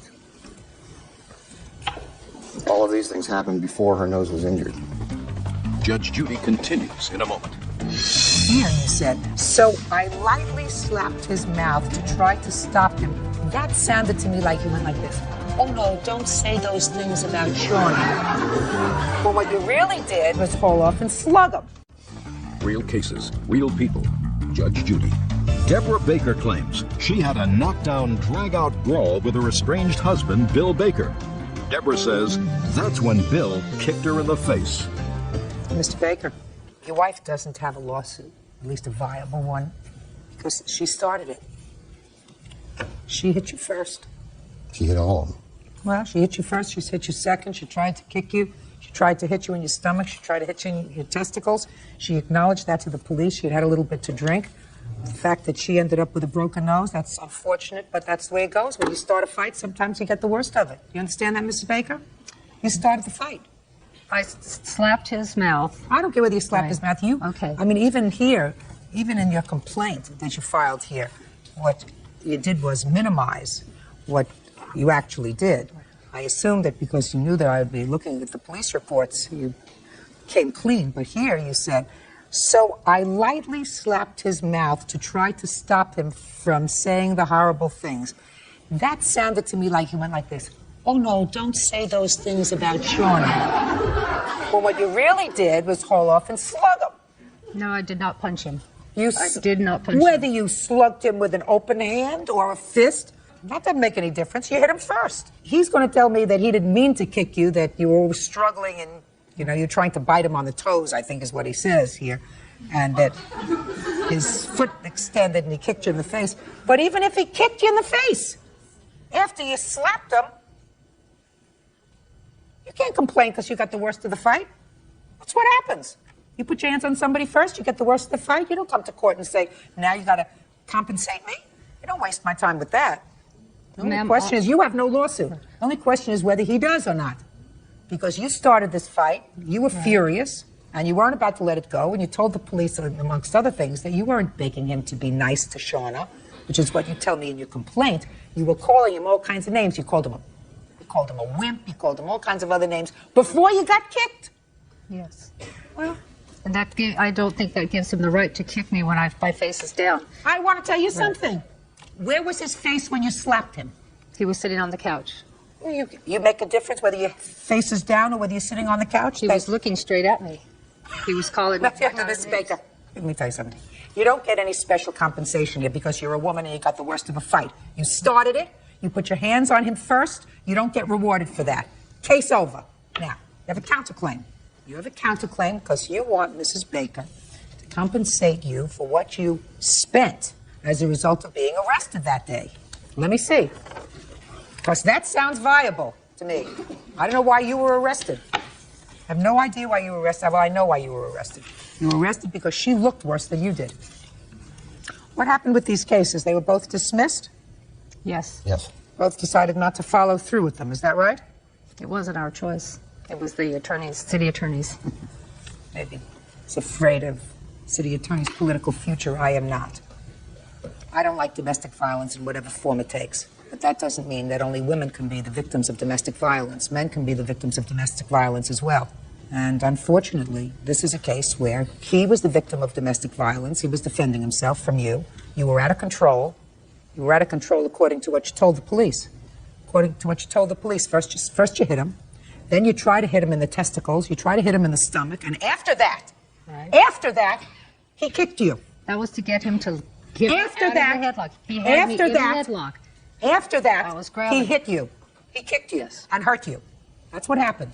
And then he was arrested. His injuries look as bad as yours. He's got scratches all over him. He's got black and blue marks all over him. Yeah, and he was arrested. The reason he was arrested is because the police are very, very sensitive about domestic violence. And when in doubt, arrest everybody. You know, and I can't fault them for that because there have been lawsuits involving the police and domestic violence, and they say, listen, when in doubt, let the city attorney decide or the county attorney decide what they're going to do, which is what they did in this case. And the county attorney whipped out. I won't. Yeah. I'm awarding Mr. Baker $1,500 on his counterclaim. Your claim is dismissed. That's all. He's attacked her. He kicked her in the head while she was on the floor as well. I just want to get on with my life and move forward. It was a cowardly chicken thing to do, and I'm just really glad that I'm out of it. And now the next case. All parties in the matter of Hollis versus Kirkland. Step forward, please. Inventory control clerk Lori Hollis is suing her former live-in boyfriend, salesman Alex Kirkland, for unpaid rent and bills. Alex says this is revenge for their breakup. Ms. Hollis, according to your complaint, a couple of years ago, the defendant lived with you. I assume you were in some sort of a relationship when he came to live with you. You say that he owes you money for rent and other bills. Mr. Kirkland says he doesn't owe you a thing, that you never had an agreement with regard to rent, and when he was working, he gave you money. Is that right, sir? That's correct. Okay. When did you move in together, or he moved in with you? June 10th, 2001. And how long did you know him before he moved in with you? From October 1999 for a little over a year and a half. Why did he move in with you? He had gotten into a situation where he needed a place to live. And I don't know what that means. He had broken up with his girlfriend at the time and he needed a place to live. He was moving out of his place. And so I offered to let him stay with me. So he wasn't your boyfriend at the time, he was No. just a friend? Yes. Okay. Go ahead. And we had an agreement that he was supposed to pay me $450 a month plus, half of the living expenses, utilities. And about 10 days, I think it was like the 25th of June, he had lost his job. And he lost his job under circumstances which prevented him from being able to collect unemployment. I was a friend of his, and I had faith that he would get a job soon and, and be able to adhere to our agreement. But he stayed unemployed all the way through March 2002. That's your problem. That's your problem. Judge Judy continues in a moment. Soon after he did get a job, he picked up and left. He's consistent. Real cases, real people. Judge Judy. Lori Hollis says ex-boyfriend Alex Kirkland owes for rent and bills. Alex says Lori is a vengeful woman. Let me tell you what you just told me. You just told me that he broke up with his girlfriend and he had to move out of her apartment. Right? I assume it was her apartment because she wasn't leaving. He was being forced out. Is that right? That's why he came to live with you. Well, I don't know the circumstances of their relationship. So well, certainly he needed the place to live. Is that right? Yes. Okay. Then, as soon as he got to your house, he lost his job. And when you say he lost his job under circumstances under which he could not collect unemployment, which means he didn't leave voluntarily. He left because he got caught doing something wrong. Well, if you get caught doing something wrong, then maybe you can't collect unemployment, because if you get fired, and if you've had a work history, then you can collect unemployment.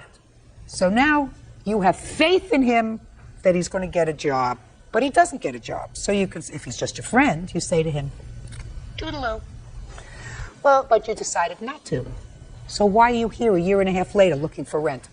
Well, all the time that he was staying with me, well, in September of 2001, he instigated a conversation with me to take our relationship further, because we had been friends for a real long time. We cared about each other, and I loved him. So that's why you let him stay. I let him stay. That's why you let him stay. And he continually told me that, don't worry, you'll get a job and he'll pay me what he owes me, and so on. But soon after he did get a job, he picked up and left. And he's consistent. He's consistent. So what are you complaining about? Well, the fact that you cared for him. He evidently was not committed. I do have a signed rental agreement by him, though. Let me see it. When did you have him sign a rental agreement? Well, I tried to use it as so in a child support hearing to prevent his child support from being raised. Were you involved in the child support dispute, sir? Yes. Is that why you signed this agreement? That is why I signed that agreement. So, according to this, you owe her for a year's rent. According to that. Judge Judy continues in a moment. And? I didn't really remember signing that agreement. And once she brings it, now that she brings it up, the reason that I signed it was to take into court to show that I was living at a place and everything was on the up and up, and for them not to raise the child support, which they did anyway. It had really nothing to do with rent. She agreed to help me knowing the situation that I was in. I did pay her. I signed my complete checks over to her once I started working, and I didn't move out right after I got a job. When you say you signed your complete checks over to her, how often did he do that? How many times did he sign his complete checks over to you? He did the first check he got in April. He did, because we were kind of in the rears at rent at the time. So how much was that? I don't know how much. How much was that? Do you remember? I believe it was around $500 from what I had left from the child support. And he moved out in July 15th. Mr. Kirkland, what you're suggesting is that you took this piece of paper. You were sworn to tell the truth. That's correct. And the judge asked you what your expenses were? Yes, he did. I told him that I wasn't working, and those are expenses that were against me. You gave this to the judge when you were under oath and said, these are my expenses. Yes. My rent is $450 a month. That's correct. I need this for transportation. I need this for clothing. Is that right? That's correct. So now you're coming into this court, and you're telling me in this court that this was merely meant to fool the judge in the child support proceeding. That's not correct. Of course that's correct. That you furnished this document to the judge in the child support hearing in the hopes that they would not raise your child support, but that this agreement was false. You were not supposed to pay $450 a month rent. So you furnished this to the judge in that hearing in order to fool that judge. Your fair statement? I guess that would be a fair statement. A judgment for the plaintiff in the amount of $5,000. That's all. Yeah, this is case number 427 on the calendar in the matter of Nelson versus Harrell. Parties have been sworn in, Judge. You may be seated. Ma'am, have a seat, please. Mr. Harrell. Yes, ma'am. Where were you on the 4th of July of last year, sir? I was at a party with a friend, at a friend's house. You were all in the backyard. Yes, ma'am, that's correct. You were lighting fireworks. No, ma'am, that is not correct. You were not lighting fireworks. No, ma'am, and I have a witness that can attest to that fact. You were never lighting fireworks. That's correct. Okay, good. Then, Miss Nelson, it is your claim that the defendant, while at a party at a neighbor's house, was lighting fireworks, and the fireworks sparkled over that he was lighting and damaged your car. You want Mr. Harrell to pay for the damage to your car. Yeah, that's correct. Okay. Did you see him actually light any of the fireworks? He physically admitted to us that it was him that shot the fireworks off. That's a lie, Your Honor. I don't want to hear you. That's a lie. When I ask you a question, you'll answer the question. Do you understand? Yes, ma'am. Good. By the way, would you give Mr. Harrell this and ask him if this is his signature?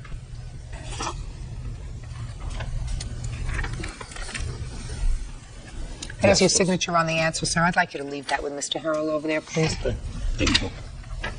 Who's going to speak? I'm going to speak first. Fine. On approximately 11 o'clock on July 4th, 2002, I heard fireworks going on near my home. And I went to investigate, and when I did, I went to look out the sliding glass door, which is my den facing the street, and the driveway where the car was parked, the 1998 Ford Taurus that we are saying has been damaged. I saw fireworks coming down over the car, and I looked to see where the fireworks were coming, and they were coming a couple of doors down from my home. I have a picture that you can see where the fireworks were coming from.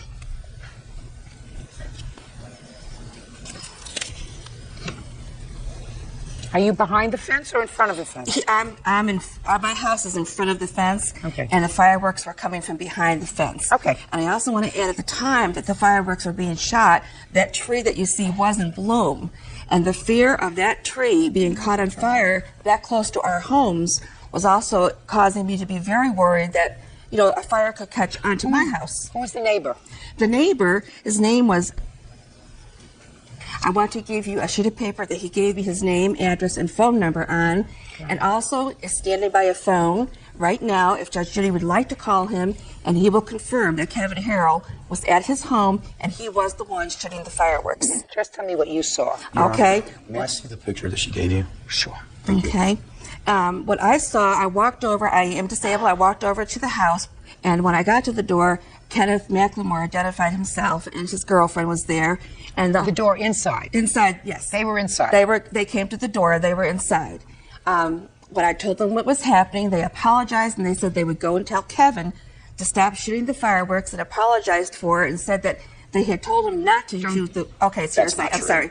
Okay, so I walked back, as I was walking back to my house, another set of fireworks went off at that time. I hollered to my daughter, she ducked because they were coming on top of her and the car.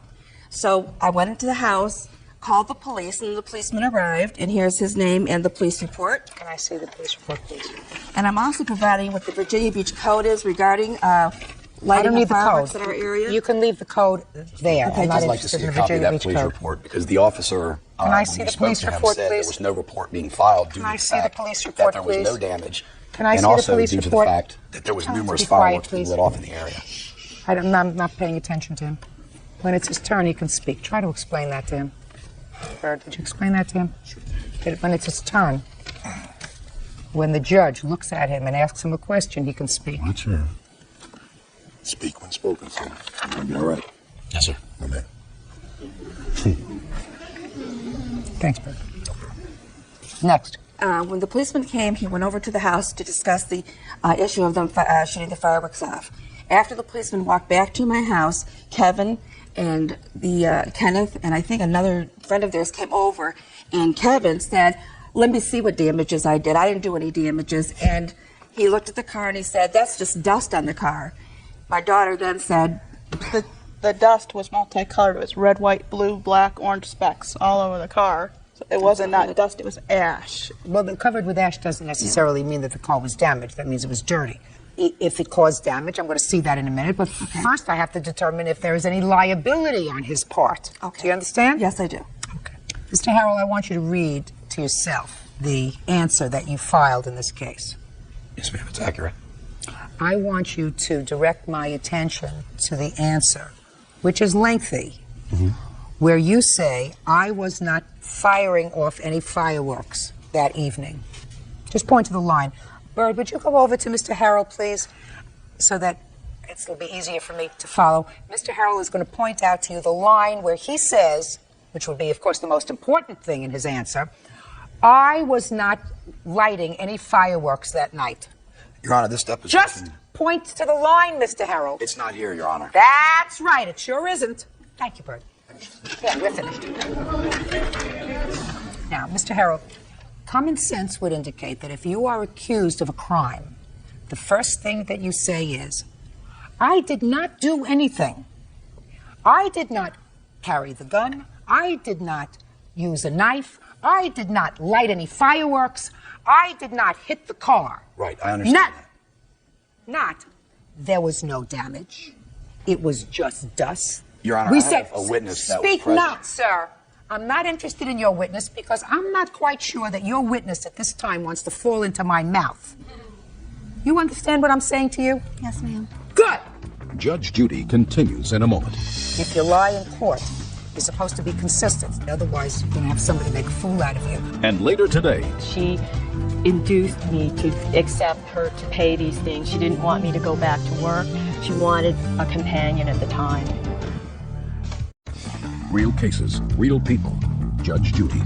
Gail Nelson and her daughter Jennifer claim Kevin Harrow is responsible for ruining their car's paint job. The women say Kevin was shooting off fireworks in the direction of their vehicle. When somebody is filing an answer where he says not guilty, he's saying not guilty because I didn't do it. Not guilty because there wasn't any damage. Do we understand each other?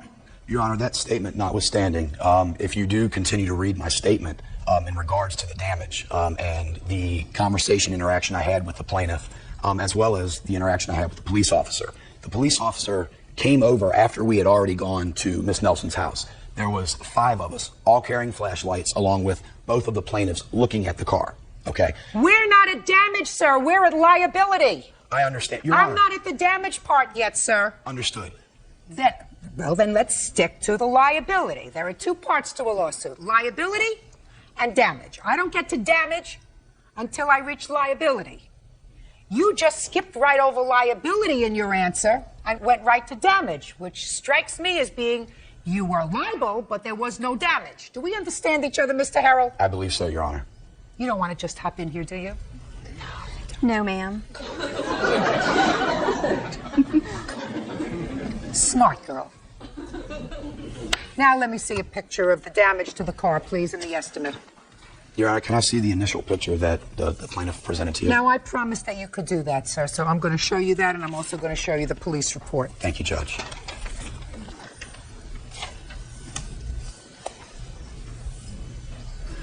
Your Honor, I'd like to point out one key feature that's missing from this picture, and that would be the fact that at the time of the alleged incident, the car in question was parked directly under this tree, which, as the defendant stated, was in bloom. The damage, so-called damage, was actually droppings from the tree. When we went over, I literally was able to wet my finger and remove it. Miss Nelson, having seen this, said, well, okay, someone needs to come wash my car tomorrow. The host of the party agreed. The following day, she said she changed her mind. Mr. Harrell, we're not there, sir. Sorry, Your Honor. I first have to make a judgment that you were responsible for the fireworks. I believe you were. Now the question is, am I satisfied that the car was damaged? I would like something, I'd be able to point out something to me, Your Honor, in this paper that they just gave me where it says what's wrong with the car. I'm missing it, and there are 5 pages there, so just find it.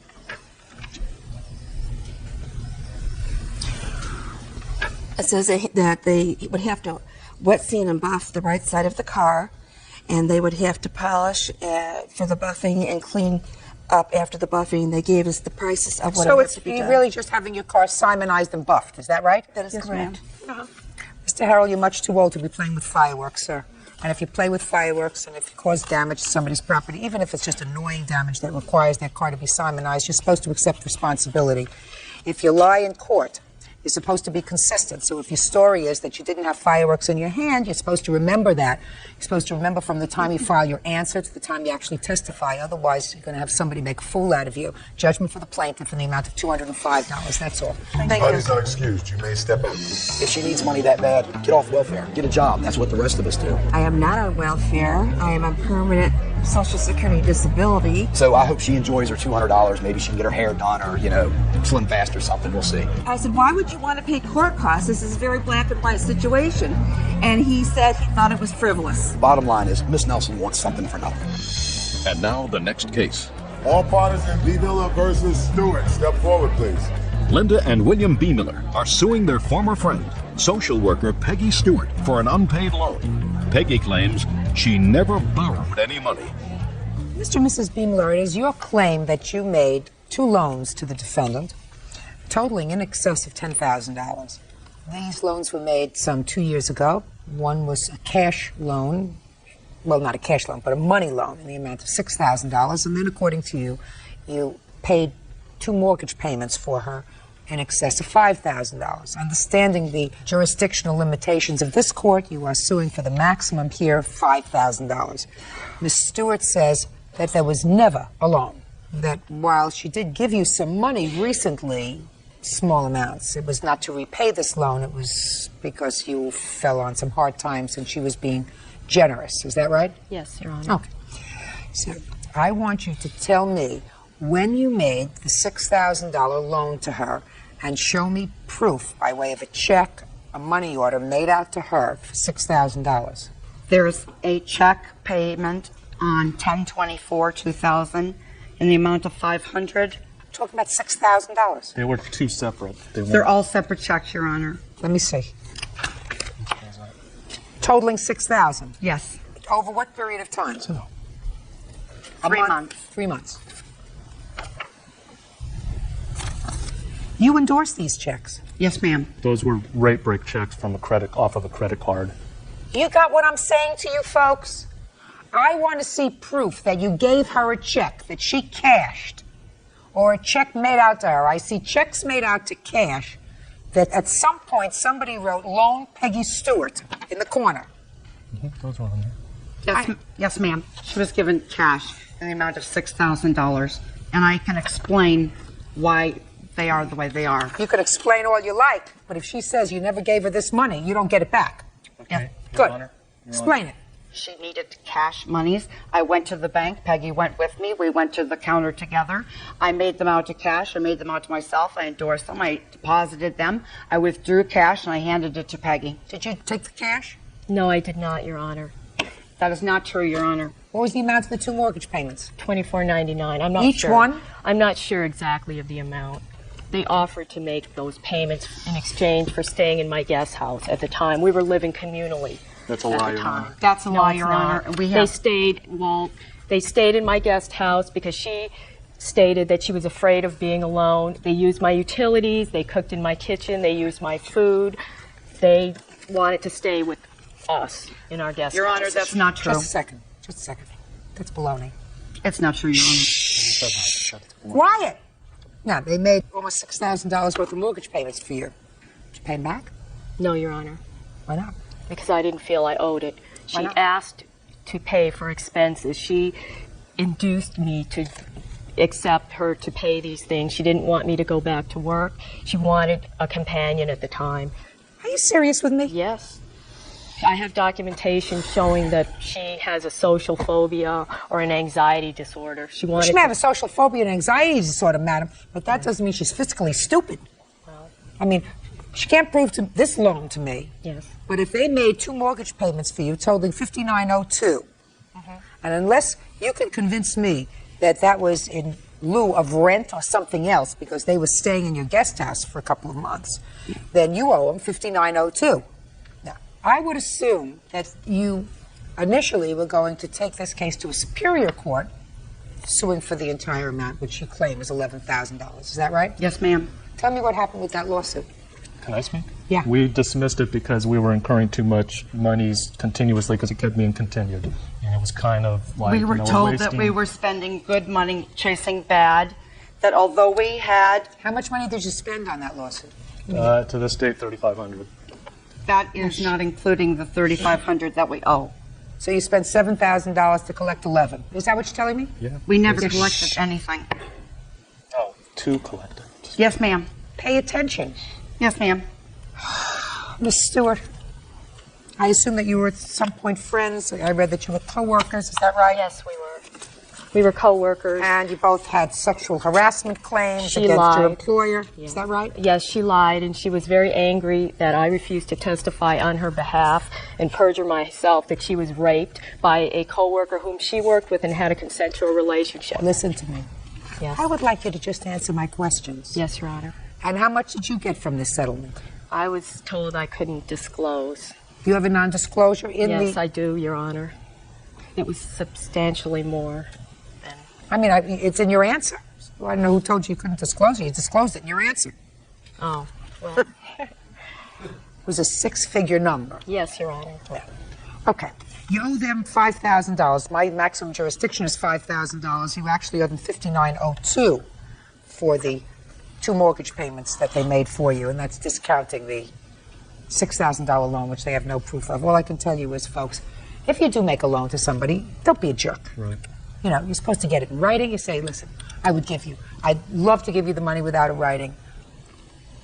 Judge Judy Sheindlin says it's foolhardy, even if you're dealing with relatives, to give them money without a writing. That way everybody knows what the parameters are. Do you understand? You especially don't put yourself in a situation where you have checks written out to cash that you cash and want to, 2 or 3 years later, claim that this was a loan. Do you understand? Fortunately, if you made her mortgage payments and the mortgage checks were made out to her mortgage company, you don't have the same mortgage company, do you? No. Okay, that's all. Judge for the... Now, this is case number 470 on the calendar in the matter of Hale versus Knighthead. Thank you, bud. You're welcome, Judge. Parties have been sworn in. You may be seated. Sir, have a seat, please. Mr. Hale, you and some friends, and clearly the defendant and his wife, were at a concert, and it is your claim that they assaulted you. You want to be compensated because you were injured. So you want to be compensated for your pain and suffering and for the concert tickets. The defendants indicate that you started this, what turned out to be an altercation, and that it's your fault. So, what kind of concert was it? That was a share concert. And who did you go with, sir? I went with Brad and 2 other friends. Where were you seated? Probably in the second top tier of the arena, so kind of high up, about mid-arena. Were you sitting in front of or behind the defendants? In front of, row down, about 3 feet down below them. 1 row or 2? Just 1. So you were seated immediately in front of them? Directly in front of them. Is that right? In front. Yes, ma'am. Okay. So now tell me what happened. We got there probably about 7:15, found a place to park, and on the way to the concert, found just a little place to stop and have a bite to eat, had a beer, and went on to the concert. Got there probably about 8:15, 8:30, got situated in our seats. So you got there after the show started? Yes, ma'am. Go ahead. We watched the first act, which was Cyndi Lauper. Of course, went to concession. No, you couldn't have watched the whole first act because you got there an hour We'll late. watch the rest of the first act. And made a trip or 2 to the concession. For what? In the meantime. For what? For a beer or nachos or... So you had several beers by that Just a couple, yes, ma'am. You had several beers before you actually Yes, ma'am, a started to couple. watch Cher. Uh-huh. Now, did you or any member of your group get up to go for refreshments during the act? Maybe once. So let me understand this, Mr. Hale. You make the trip in to go to a concert. You decide to arrive late. Mm-hmm. You disturbed a whole bunch of people, you and your friends, getting into your seats. I wouldn't say disturbed. Sure you ma'am, did. but- Well, you wouldn't say it because you're a young, foolish man. So, after having arrived late and disturbing all the people around you, either you or one of your idiot friends, or all of you, get up to go again, once or maybe twice, to a concession stand for another beer or nachos. So you disturb everybody again. Well, we were right on an end row that we could just Oh, go no, right you down the weren't. step. There were people behind you, sir. And it wouldn't have made any difference to you whether there were people you had to disturb anyway. That's not true, Your Honor. What, you were disturbing people, sir? You kept getting up and getting back in your seats, right? Well, it was kind of consensus. Everybody, that's kind of how it was going. I don't understand what you're talking about, sir.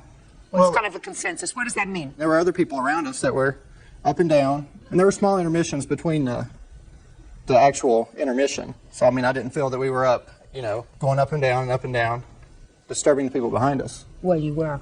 Okay. When people come to a theater late, they're usually rude. They usually just care about themselves and don't give a hoot about anybody else, but sometimes it's unavoidable. So aside from getting up and down during the performance and arriving late, one or both of these people asked you during the course of the performance to sit down. That's correct. And they asked you to sit down because they couldn't see. Is that right? Yes, ma'am. Now, how many of you and your friends were standing? There were 4 of us. Were you all standing? Yes, ma'am. If I may explain why we were standing, I would like to. There was a whole row of girls in front of us that had tiaras and feather boas, and just everybody was dancing. And we explained to the defendants, as when these people stood, we had to stand as well to see the concert. And we tried to explain to the defendants that, they asked us to sit down. We said, well, if we sit down, you're still not going to be able to see because every row in front of us is standing up. So if we sit down, we can't see, nor will you be able to. So I'm Is sorry. that what you carefully explained to Yes, them? ma'am, the first time. Yes, ma'am. Go ahead. And the defendant, he kind of started getting a little rude. And so I returned the favor, and I was just like, sir, we cannot sit down. At that point, they started to get quite belligerent. And next thing I know, Mr. Knight leaned down to the back of my head and said, you will sit down, in a very, very threatening manner.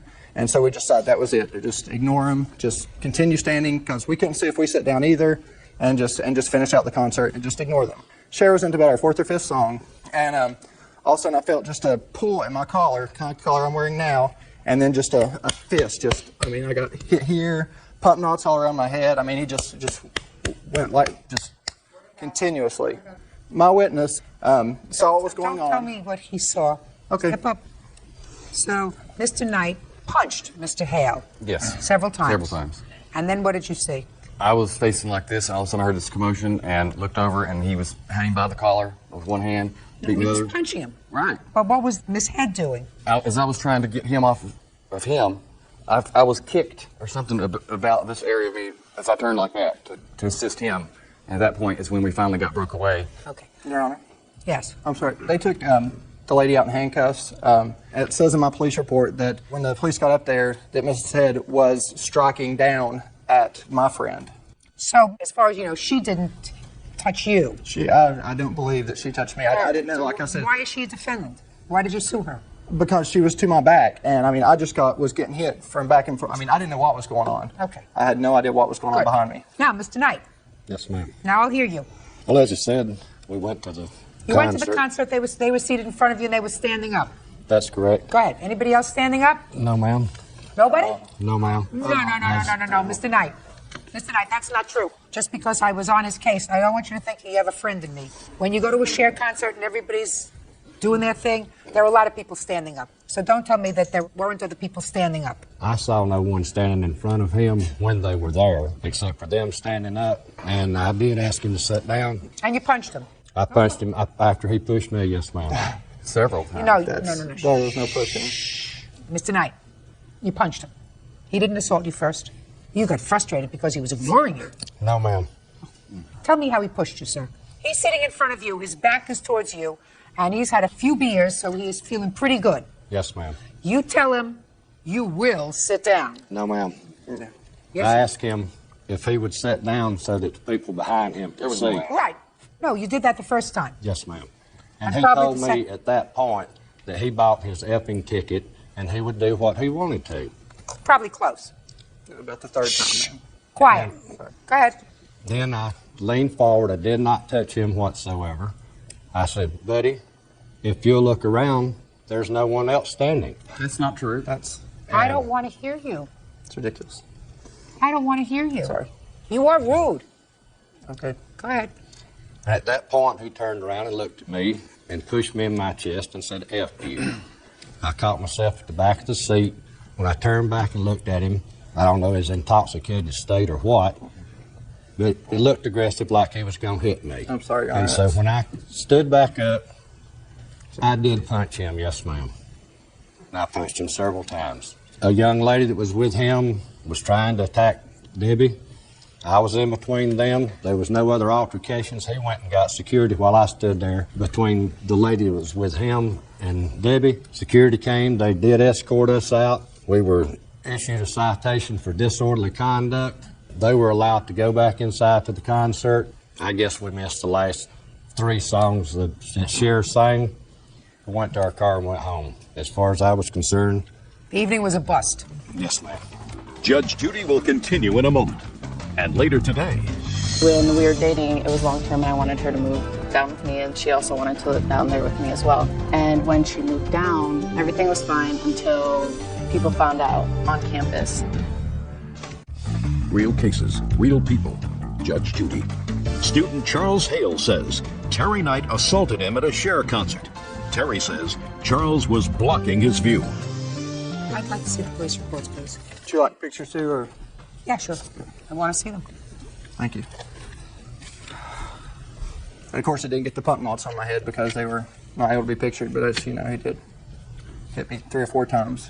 I'm reading the police report here. The victim, that's you, Yes, ma'am. was somewhat intoxicated. Which I told you I'd had a few, yes. Shouldn't have gone drunk to a concert. We weren't drunk, ma'am. Sure you were. No, we weren't. Listen, a police officer is used to filing things that are very specific. Says you're intoxicated. Intoxicated means drunk. Just a nice way. It's longer. But intoxicated is drunk. I beg to differ. I'm sorry. You can differ all you like, sir. Give me the definition of intoxicated. She probably smelled alcohol in the breath, and I was No. visibly upset, and No. but I wasn't stumbling or mumbling or. How do you know? I was pretty well on my wits after being. Really? beat. Okay, it's not what the officer said. The officer says intoxicated. I don't feel that deserved a. Absolutely not. You are absolutely right. Just because you're intoxicated and acting stupid does not give him license to put his hands on you. You're absolutely right. He put his hands on me first. I don't believe that. No, Mr. Knight, I don't believe that. I believe that you were real frustrated with his behavior. And I believe he opened up a big fresh mouth to you. I do believe all of those things, but I do not believe that you had any cause to put your hands on him. Now, you were not injured. You had your neck scratched, and you had no right to do that. I want you to tell me what you believe is fair compensation for that. It's even. I want, just give me a figure. I want you to tell me what you believe is fair compensation for that. I believe $1,500 for, because with the scratch on the neck and the bruise on the neck, which are evident there were pump knots on my head. I missed the whole rest of that week of school because of headaches from just, and the whole last of the concert, the whole last of Cher, who we had gone to see, was spent down in the bottom half of the arena giving. Well, you missed the statements. first half of the concert. You missed the first part of the concert. You missed the second part of the concert, sir. First part you did on your own volition. Second part you did because you were acting like a fool. I think $1,500 is excessive. Judgment for the plaintiff in the amount of $500. That's all. Thank you. Party's execution may step out. I didn't see anybody with pom-poms and all this stand up. He evidently needs his glasses fixed because everybody around us was standing up dancing. It was a concert. You know, I hadn't been drinking. And it wasn't Metallica. It did not merit his beating. And now the next case. All parties are Fajardo versus Bogert. Step forward, please. 22-year-old student Sonia Fajardo is suing her ex-girlfriend, 28-year-old student Christina Bogert, for unpaid loans to get back on her feet. Christina says they were in love and the money was never a loan. Ms. Fajardo, it is your claim that the defendant owes you some money as a result of a loan. And this loan was made to the defendant while you were dating. Tell me about the loan. Well, when we first started dating, I was in Orlando, and I moved down to Miami to start school. And when we were dating, it was long-term, and I wanted her to move down with me, and she also wanted to live down there with me as well. She did have lots of bills that, after September 11th, as a server, you don't make that much money when people don't go out to eat. You were working in a restaurant? Yes, ma'am. Yes. So the plan was that she would move in with me. She was living in my dorm room. She didn't have to pay for rent, utilities, anything like that. No food, because we had the cafeteria. I mean, no bills, and she could save the money, pay me back, and pay the rest of her bills. And when she moved down, everything was fine until people found out on campus. And obviously, that's against the rules, so it was either she move out or You mean against both. the rules for her to live in the dorm room and Yes. even the cafeteria as a non-student? Yes. So, I mean, that's logical. People pay a lot of money for that. Yeah, and since we were sort of desperate, my friend was renting a room, and when she moved down there, she was still not making enough. So she was To what? changing jobs. She wasn't making enough to pay for what? She didn't have any expenses. Well, she has a car payment and credit cards that she had to pay, and she wasn't able to pay it, and she needed to borrow some more money so that she could live in my friend's apartment. But I only had $200 at the time, so I lent her $200 and then the rest later. But throughout this whole time, she always would say, I'm going to put that money back in your account. You didn't talk in terms of repayment. It's later on that she said, I want to repay you. Yes. So the original money that you laid out for her was not a loan. It was come down here because we can be together. That's what you're telling me. It was she who then said at some point, as soon as I get on my feet, I'll put this money back in your account. Is that what you're saying? Yes. Well, that's not a loan. Because she says there was never a loan. But she also asked me, though. I mean, it wasn't just an offer. She asked me, and I said, okay. You said okay? To lend her the money. Even if you said you'll pay me back when you can. That's a possibility, right? Possible, yes. Right? If you have that kind of need to be with each other, then you don't start talking about these financial arrangements when you're going to start paying me back on the 1st of September, $50, and every 15th and the 1st of the month thereafter. You didn't have that conversation. That's what a loan is. At least if you make a loan and there is, this is what you owe. This is how you're going to pay it back. This is when you're going to pay it back. That's a contract. It's not a contract, Ms. Fajardo, when you say, here's the money, pay me back when you can. It wasn't when you can, it was when she moved down. She was supposed to pay me back, and she never paid me back. That was a plan for her to pay me back. Okay. Now, was that your plan? No, as far as I'm concerned, it wasn't a Not loan as at far all. as you're concerned. Oh. Was that your plan, is what I asked you, Miss Bogart? To pay her back. She's the student, you're the worker. I paid for everyday incidentals. I mean, I was making cash daily as a server. So we'd go out to eat, we'd go out entertainment at night and everything like that, and I paid for that. When it came to paying for bills that needed, signing off on a check, I didn't have a checking account. So that's where she came in, and she made out the actual checks. I, on the other hand, paid for, daily expenses. It was a mutual agreement. We were in a relationship. She paid for things, I paid for things. It was never... How long did you stay in her dorm room? I'm not sure, a couple months. I'm not exactly sure. About a month and a half. And how many times did you take her out to dinner? Enough. More than 10 times, less than 100. We went out to dinner once, and I put it on my credit card to actual dinner. The rest was going to maybe Taco Bell or Burger King. That's still dinner. What money did you advance her, Ms. Fajardo? I advanced her $500. For what? Her car payment. $500. What else? There was a speeding ticket that she had gotten for $147. Go ahead, what else? With the citation. What else? And then rent. What rent? For the $200? $200 and then $250. She also lived in that apartment with me.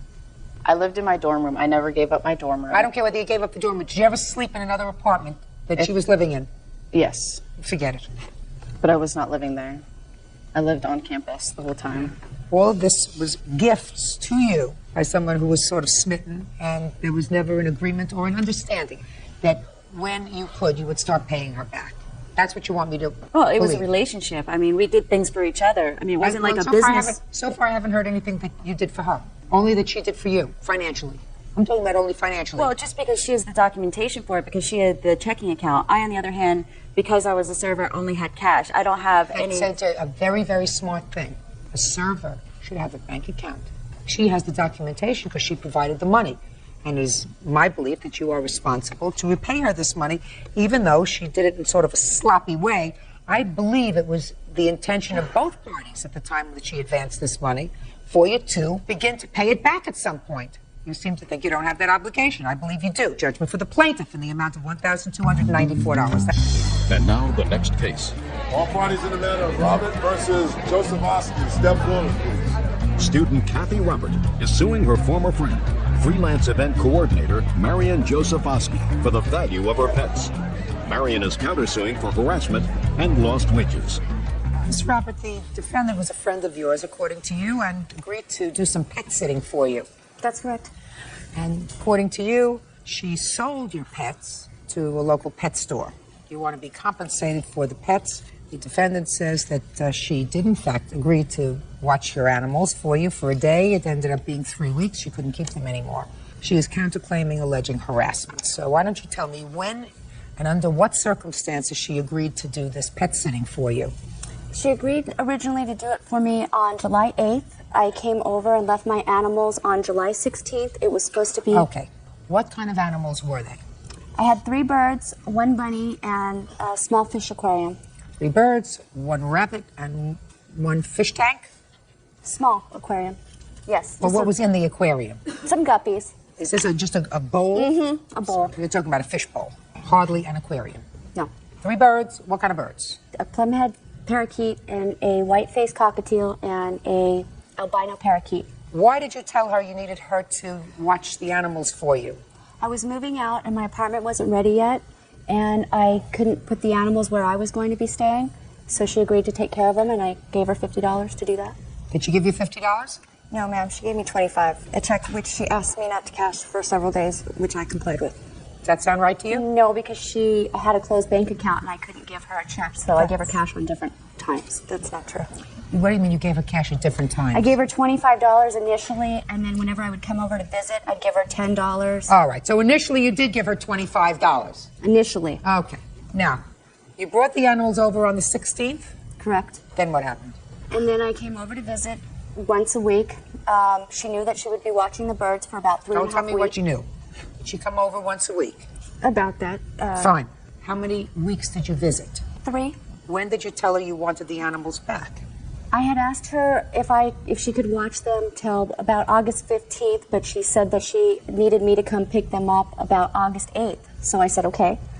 And I tried to call her August 8th, 9th, 10th, 11th. Never got a phone call back from her at all. Well, when was the last time you had visited your animals? I believe it was July 31st, and I went over on July 31st, and my bunny wasn't there. She said that the bunny was being cared for by her ex-husband, which we later found out was a lie. They were over at her little girl's friend's house, and we went there approximately 6 weeks later and picked it up from the little girl's friend's house. So the bunny you got back? The bunny I got back, and I bought back one bird from Just a the pet minute, store. bunny you now have? The bunny I have. What happened with the birds? Because it's the birds that we're talking about. Well, Your Honor, she did ask me to watch them, but it was only for, quote, a few days at the most. Okay, but she came to visit. According to what you just testified to, she would come once a week. So you knew it was more than one day, because that's what you say in your answer. Initially, it was 1 to 3 days. Okay, but it turned out to be more than that. Correct. And you knew it was more than that because she came to visit once a week, according to you. Right. You said that. So why did you give away your animals?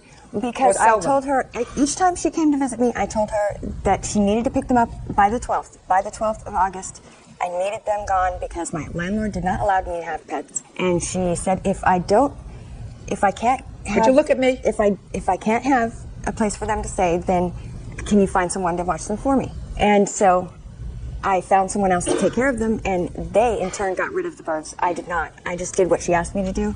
Who did you give the birds to? A friend.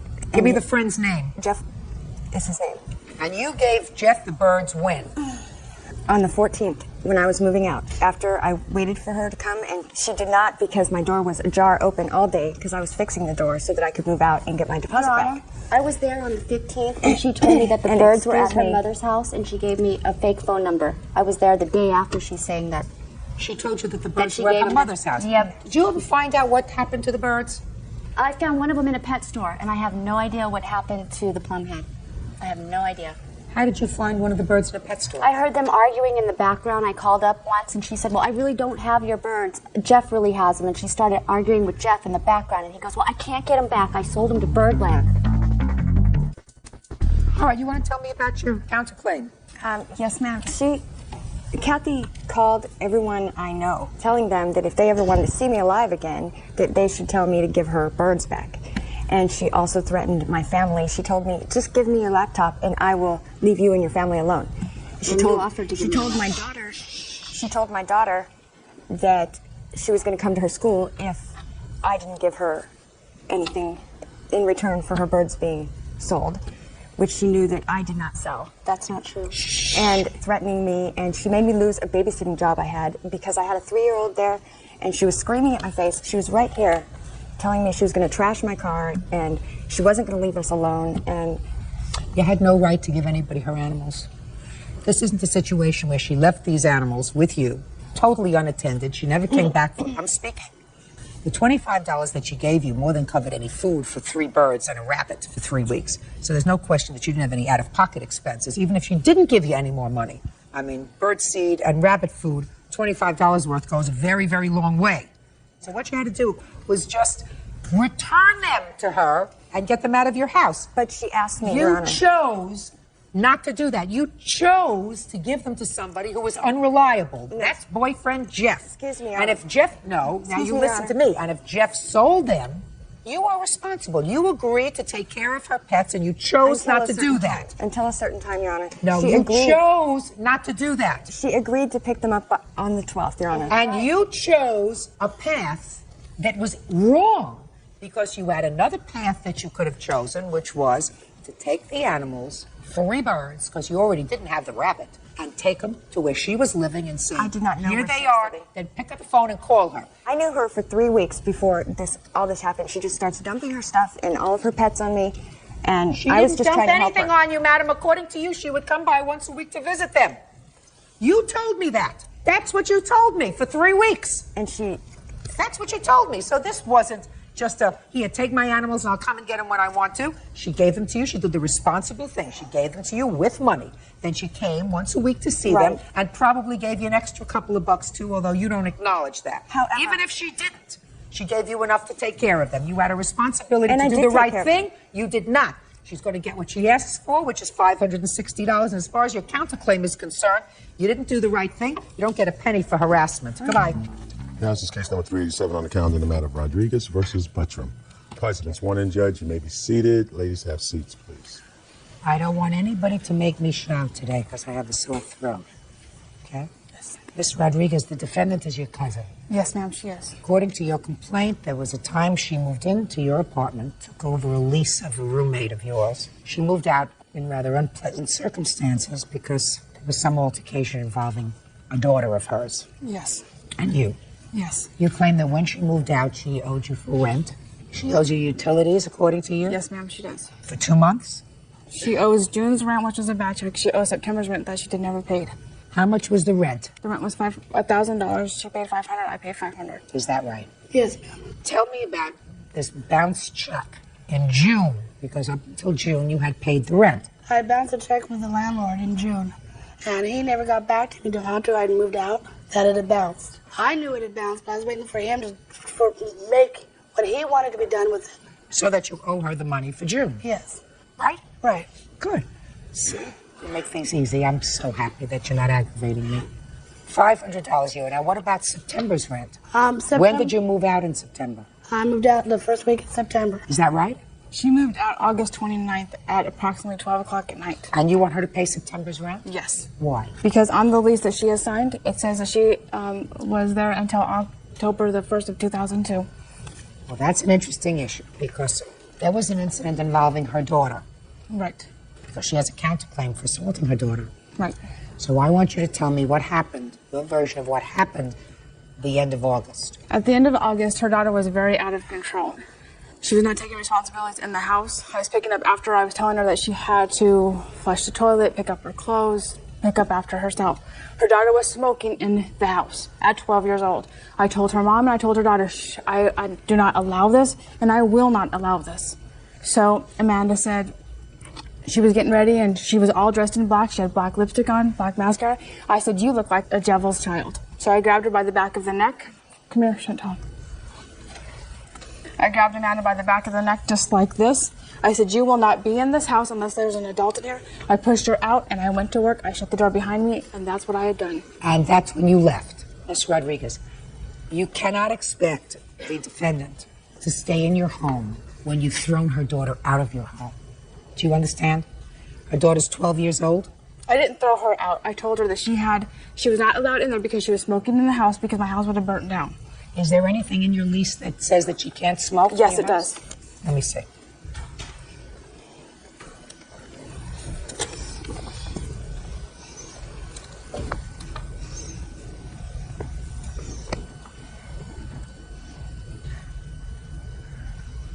Okay. Did anyone else smoke in the house other than her daughter? Stacy smoked, but she smoked outside of the house, so no. Now, On this piece of paper right here, when we moved out, you give 30-day notice, they give you a letter. Well, in the letter where her daughter Amanda was in the small bedroom, there is smoke damage to the windowsill in the house and on the floor in the bedroom. But that's not why you threw her out on that day at the end of August. You threw her out because she was wearing black lipstick and black No, hair. I threw her out because she got very verbally with me, and she wasn't... She's not responsible for September's rent, madam. You threw her daughter out of the house. She can't be expected to remain in the house while her daughter's out of the house. The only other thing we have to address are the utility bills. What was your arrangement with her with regard The to utilities were to pay half of everything. Okay, what about the utility bills? I paid utilities up until, I think it was May, when we both bought cars. And we decided to get insurance together because it would be cheaper. And they were going to take it directly out of my checking account because Mary Beth did not have a checking account. Mary Beth, pay attention. Don't play with your papers. She's telling me why she didn't pay the utilities after May. When they were supposed to take $320 out of my account for our insurance, and they ended up taking $520 out. She said, just pay it, and I will take it out of your payment for the utilities. Does that sound familiar? I told her for May's, not to worry about May's, that I would pay May's utilities, and I did. Stacy only paid me $200. She owes me $718. This is the cable bill, the public service bill, the phone bill, and Does the that water include bill. September? Yes. Well, take September off. Okay. Take May off. Okay. Right? $534.37. How much were the utilities a month, madam? Utilities ran between $30 to $50 for the water bill, $70 to $100 for the phone bill, and between $100 to $50. So is what you're doing when you come up with $534 taking the high end or the low end? The high end. Okay. Now I want you to tell me about your counterclaim. Well, when she threw my daughter out of the house. She physically threw out of the house. I have a picture of the marks that she left on my daughter. Step up. Tell me your name. Amanda Bishop. How old are you, Amanda? 12, gonna be 13 in 7 days. Tell me how you do in school, Amanda. Lately, I've been getting lower grades because I haven't been working that hard. Miss Beltram, are you satisfied with your daughter's performance? She's a little lazy at school lately, but for the most part. What about her friends, Miss Beltram? She has no friends. Why not? She's just at that stage in her life where she's exploring, she's become a teenager and she's... What about her smoking, Miss Beltram? She was smoking in the house, and when I found out she was smoking in the house, I dealt with it. What about smoking at all when she's 12 years old? Well, I don't like her to smoke, but I'm not with her 24 hours a day. There's no way I can completely stop her. Is this your only child? No, I have a 22-month-old baby, too. Other than smoking, do you take anything else, Amanda? Ever experiment with any drugs, Amanda? What kind of friends do you have? I used to have a friend named Emily. She had a mohawk, and Mary Beth didn't like her. I don't have her anymore. I have Brittany. That's about it. You feel as if, Amanda, that you could benefit with some counseling? Maybe. Did you ever talk to your mother about that? We went to counseling. It was for me and her because we were not getting along well, but we got that taken care of. We have. Yeah, but now you're not doing so well.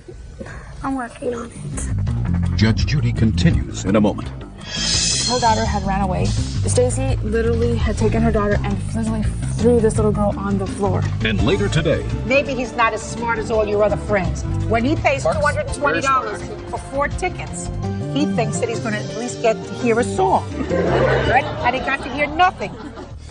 real cases, real people. Judge Judy. Mary Beth Rodriguez says her cousin, Stacy Buttram, owes for rent, utility bills, and for the return of her daughter's videos.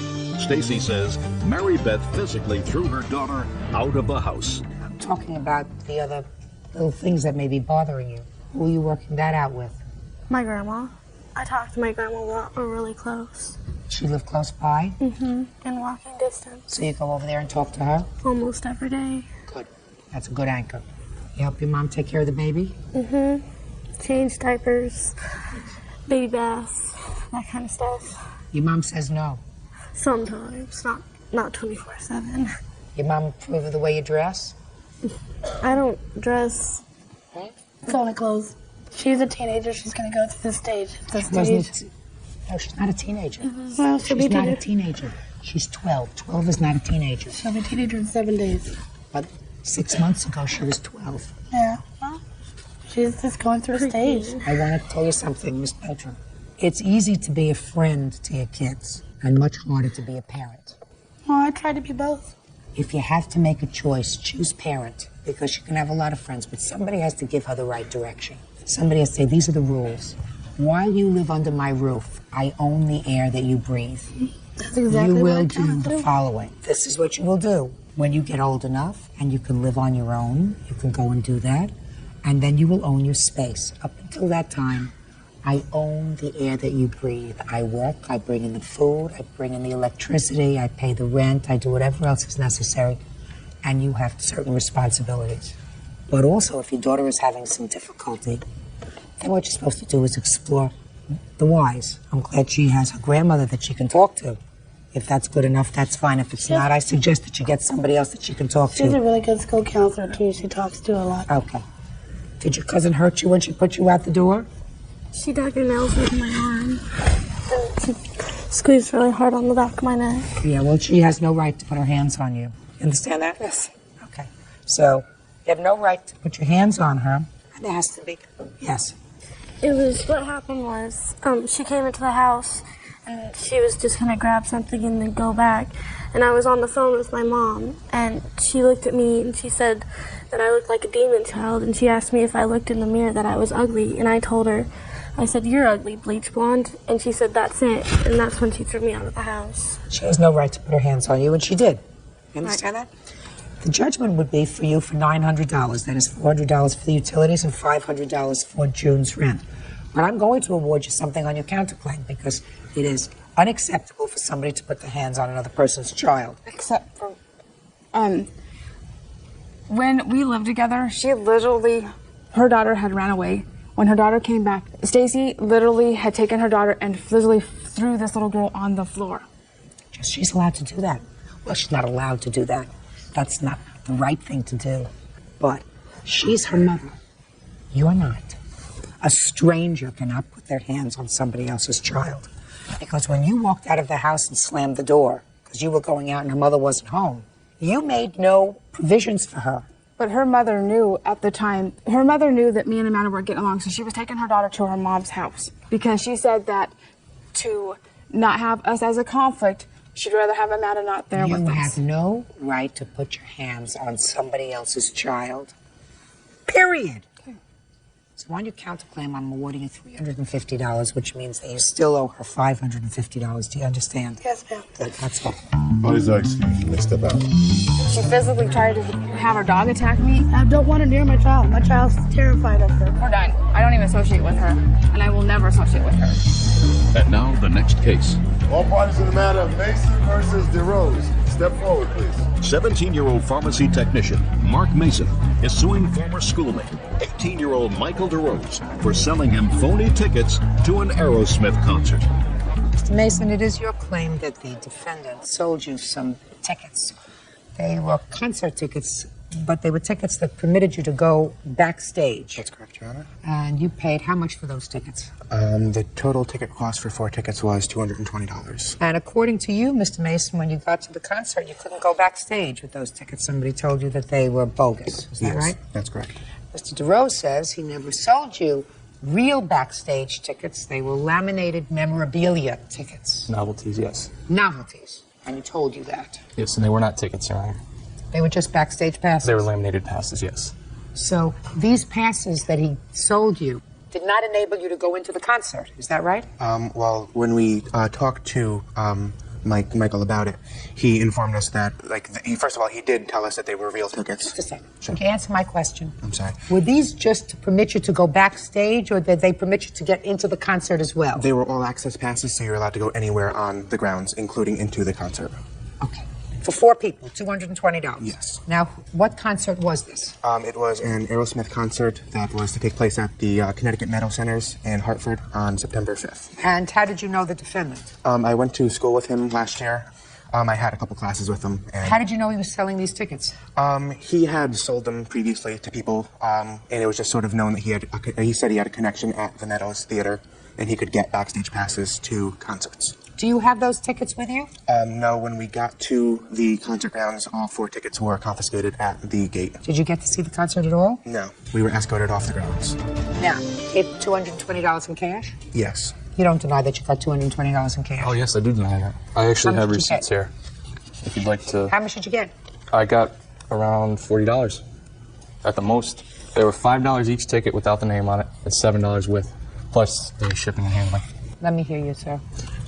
When we originally approached him, he said that the tickets were $50 each without names on them and $60 each with names, and he did not charge us shipping and handling. You got them from him directly, hand to hand? Yes, that's correct. He delivered them to my place of employment, which is a pharmacy that I work at with Lisa over there. Mr. DeRose, I believe him. So let's move on from there. Your Honor, Okay? I believe him. I have documents here. Oh, let me see. Okay. Maybe I'm wrong. Let me see what documents you have, sir. Marcus and I were both in Cisco Laboratories. And, Just a minute. Okay. The top copy is the receipts that I paid for through PayPal. Just a minute. I wish I understood this PayPal. Can you explain it to me, Bird? PayPal is basically it's just an online ordering system. You drop money in your bank account or credit card, and it goes directly right through there to the person's email, and it gets dropped into their bank account right away. So it's instantaneous. What he said. There you go. What he said.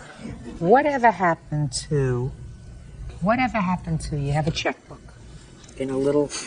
Your Honor, that takes time. This is instantaneous. Sorry. What happened to those checkbooks? You know, you write a check and then you write something on top and you say check number 1, 2, 3, 4. It's basically an online Right. check. Sorry. They're talking. I don't want to interrupt. Is that what you use? those checks thing? Yeah, I still use checks. Yeah, I still use checks. Would you show this to Mr. Mason, please? Because I don't understand it, but maybe he does. Now, I want you to take a look at that, Mr. Mason. That's a thing. That's a thing from PayPal. What do you have to say about that? All that is the way. Sure, I didn't. Okay. I am actually not involved in PayPal, so I couldn't tell you what this is. I mean, he may have gotten the tickets through this, but... But that's not your... You didn't have anything to do with that. No. That's not your receipt. No. You don't know anything about that. Nope. You don't use PayPal. No. Your Honor, that's how I purchased the tickets. I don't care how you purchased the tickets. Who cares about how you purchased the tickets? That's how he got them. What difference does it make how you purchased the tickets? No, the prices are on there where you paid for the tickets. Yes.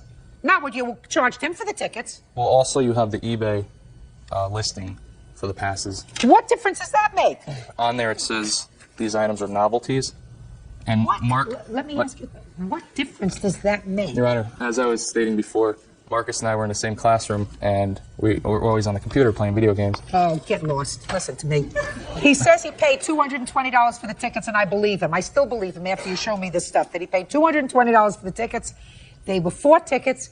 He was supposed to go to a concert. He got to the concert. They confiscated his 4 tickets because they said they were bogus. No, they were passes. They were not tickets. That was clearly stated, and everyone that Marcus talked to that actually got into backstage concerts with them knew that they needed tickets. I don't care what anybody else knows. He never had Marcus tickets. over here, maybe he's not as smart as all your other friends. When he pays $220 for 4 tickets, he thinks that he's going to at least get to hear a song. And he got to hear nothing. Your Honor, Judgment for the plaintiff, and he never amounted to purchased $220. Goodbye. Yeah, this is case number 410 on the calendar in the matter of Brimsey versus Griffin. You're welcome, Judge. Parties have been sworn in, Your Honor. You may be seated. Young people, have seats. All right, let's talk very briefly. You two moms don't know anything about what happened at school on the day of this incident when your daughter's nose was broken. But it is your claim that the defendant's son assaulted your daughter, broke her nose, and you want to be compensated for the unreimbursed medical bills that you sustained. That's correct. Mrs. Griffin says that her son was merely defending himself, that your daughter started the fight, and she is not responsible. Correct? Yes, ma'am. So why don't you two ladies sit down, and I'm going to see these 2 young people right up here. What's your first name? Kiara. And yours? Donald. I'm going to start with Donald. Now, Donald, you know that you punched Kiara in the face, right? Yes, ma'am. And her nose, according to her mother, was broken. So I want you to tell me why you did that. I got to school that morning, and kids had came up and said, Kiara called your mom a low down dirty. Okay. Okay. So somebody came up to you and told you Yes, ma'am. that Kiara had called your mom a nasty name. Yes, ma'am. What did you do? Okay, Kiara, she was on a field trip, and she came back, and I guess the kids had already told her. And we was... Okay. Were you on a field trip that day? Yes, I was. Did you have a conversation with somebody when you came back from the field trip? Yes, I did. Who did you have a conversation with? My friend that I was standing next to. And what's your friend's name? Tony. And what was the conversation about with Tony? We was talking about things that we were going to do on the playground, not about me calling his mother a name. Well, let me ask you this question. Why would you call his mother a name? I don't know, but I didn't. Didn't say anything bad about his mother? No, ma'am. Well, what happened after you had this conversation with this gal who was telling you about these bad things that she was saying about your mom? It was around lunchtime, okay. I guess she had already came back, and it's a breezeway that you walk down and go to the playground. And I walked up to Kiara and I asked her, and then she kicked me and she said, I didn't say nothing about your mom. And then I punched her in the face. So what you're saying is she kicked you first? Yes, ma'am. Where did she kick you? In the groin area. Tried to. She what? She tried to kick me in my groin area. But she didn't kick you? She kicked me, but I had blocked it so she could not kick you in this spot. Okay, so she kicked in your direction, but you didn't come together. She kicked, but I blocked it. Okay. Okay, and so then I punched her, and she had a jump rope. It's red, white, and blue. Okay, like the American flag. And she hit me in the head with it. And then by that time, we just started fighting. And then Miss Porter, she saw the fight. And then by that time she came, took us to the office. And then Kiara's mom came. And then they went in the office. Donald says that you tried to kick him. Is that true? Yes, it is true, but I did not kick him. But you tried to kick him. Why did you try to kick him? That was after the fact of the fight, not when the fight started. Well, you tell me now, Kiara, how the fight started. He came to me and said, "What'd you call my mama?" And I said, "I didn't call your mama nothing." And then he pushed me and I pushed him back. He pushed you? How did he push you? Real hard, like this, pushing me back or something, and up against the wall. And I pushed him back, and then he came in my face. He grabbed my hair, pulling my hair down, and then pushed me in my face, just keep on one side of my face. Then he started punching me in my nose about 10 times, I should say. And then Shayla went to go get a teacher, and he ran off to the playground like didn't nothing happen. Had you ever had trouble with Donald before? No, ma'am. Had you ever had trouble with Kiara before? No, ma'am. Well, maybe this other young girl who was telling you the stories was just making things up. Is that possible? Yes, ma'am. Well, why would you believe her? I went to her and asked her, and she kicked me, and then I pushed her. I don't believe that. No, Donald. I went to her and asked her. No, Donald. I don't believe that you asked her, and in response to your asking her, she kicked you. Yes. Don't believe that, Donald. Doesn't sound right to me. Doesn't sound right to me, Donald. Sounds like a good story you might tell your mother, but it doesn't sound truthful to me. You ever had trouble scrapping in school before? What are you looking up for? You're not that old that you have to remember. One boy. With a boy. Yeah. Once before. Yes, ma'am. Did you lose your temper? Yes, ma'am. And what happened to you in school when you lost your temper? We started fighting on the playground. How many fights have you had in school? None. Didn't think so. So, Donald. Ma'am. You see how you know how to be a polite young man? Yes, ma'am. You got to carry that over to the outside world, Donald. Understand, Mrs. Griffin? He wasn't telling you the truth. She didn't kick him first. He got angry. And he got angry, Mrs. Griffin, because somebody told him that she had called you a bad name. May I? Sure. Go ahead. I really don't know exactly what went on in this incident, but prior to this, the kids were calling one another. They supposedly were secretly liking each other. This child called my house numerous times. So? They liked each other, so I figured it was just a little disagreement between maybe a little girlfriend and boyfriend, and that's how it started. I don't really know how it went. All right, Miss Griffin, let me go back a second. What I don't want you to do is to make excuses for Donald. Oh, no, there's no excuse. Okay. None. Judge Judy continues in a moment. You know how many hours your mother has to work for $175? 12. She has to work a long time to get that money, Donald. So you not only owe her an apology, you also owe your mother an apology. You start with her. And later today, Your son is an alcoholic. He's not providing for his family. She has a baby and 2 other children, and you're suing her for a deep freeze? Where is your brain? Key Breamsey says 10-year-old Donald Griffin punched her daughter in the face, breaking her nose. Donald says she called his mom a bad name. All right, Miss Griffin. Donald was told by someone, a gossip, that this young lady said something bad about you. Now, she says she didn't say it, so that could have been just a troublemaker. That's true. But your son has a short fuse, because he's been in trouble for fighting before. And what he would naturally do is not go over to Kiara and have just a discussion with her. He would be angry. Doesn't strike me as being logical that if he went over to her and said, "Did you call my mommy a name?" and her response would be to kick him in the groin. That doesn't sound logical to me. What sounds logical is he might have said to her, "Did you call my mommy a name?" And she said, "No, I didn't." And then he hit her or pushed her, put his hands on her. That's logical. And that's what happened. And it's all because he listened to somebody who was gossiping. Do you understand, Donald? Yes, ma'am. You don't want to spend the next few years with your mom having to come defending you in court, do you? No, ma'am. Because that's not pleasant for you and especially for your mother. Okay, step up, Miss Breamsey. Tell me about your nose. What happened to your nose, Kiara? It was broken. He punched me in it a lot of times. Tell me what it felt like. It felt like it was hurting really bad. It was getting swollen up. And you have any pictures? So you have some pictures here. I'd like to see them. How old are you, Donald? 10. Looks to me like you punched her in the eye, too. Did you do that, too? Yes, ma'am. Miss Breamsey, how much were your out-of-pocket expenses? Because it's hard for me to tell. It looks like they were $165. That's correct. And $10 for the radiologist. You have to take care of that, Donald, which means your mother has to take care of it. Does your mother make a lot of money? Close to. Yes, ma'am. You think your mother... Look at your mother. You think your mother makes a lot of money? Yes, ma'am. You do? Miss Griffin, you make a lot of money? I doubt it. What kind of work do you do? I'm a correctional officer. Your mother works very hard and does not make a lot of money. She doesn't have a lot of money to go around getting you out of scrapes. Do you understand? Yes, ma'am. Now, you're very lucky that Miss Breamsey only wants her unreimbursed medical bills, because I don't think she wants to hurt your mother. Believe me, if you were older, she'd want a lot more. You know how many hours your mother has to work for $175? 12. A little bit more than that. She has to work a long time to get that money, Donald. Yes, ma'am. She doesn't have money to go around to buy you out of these scrapes. You got it? Yes, ma'am. Do you really understand it?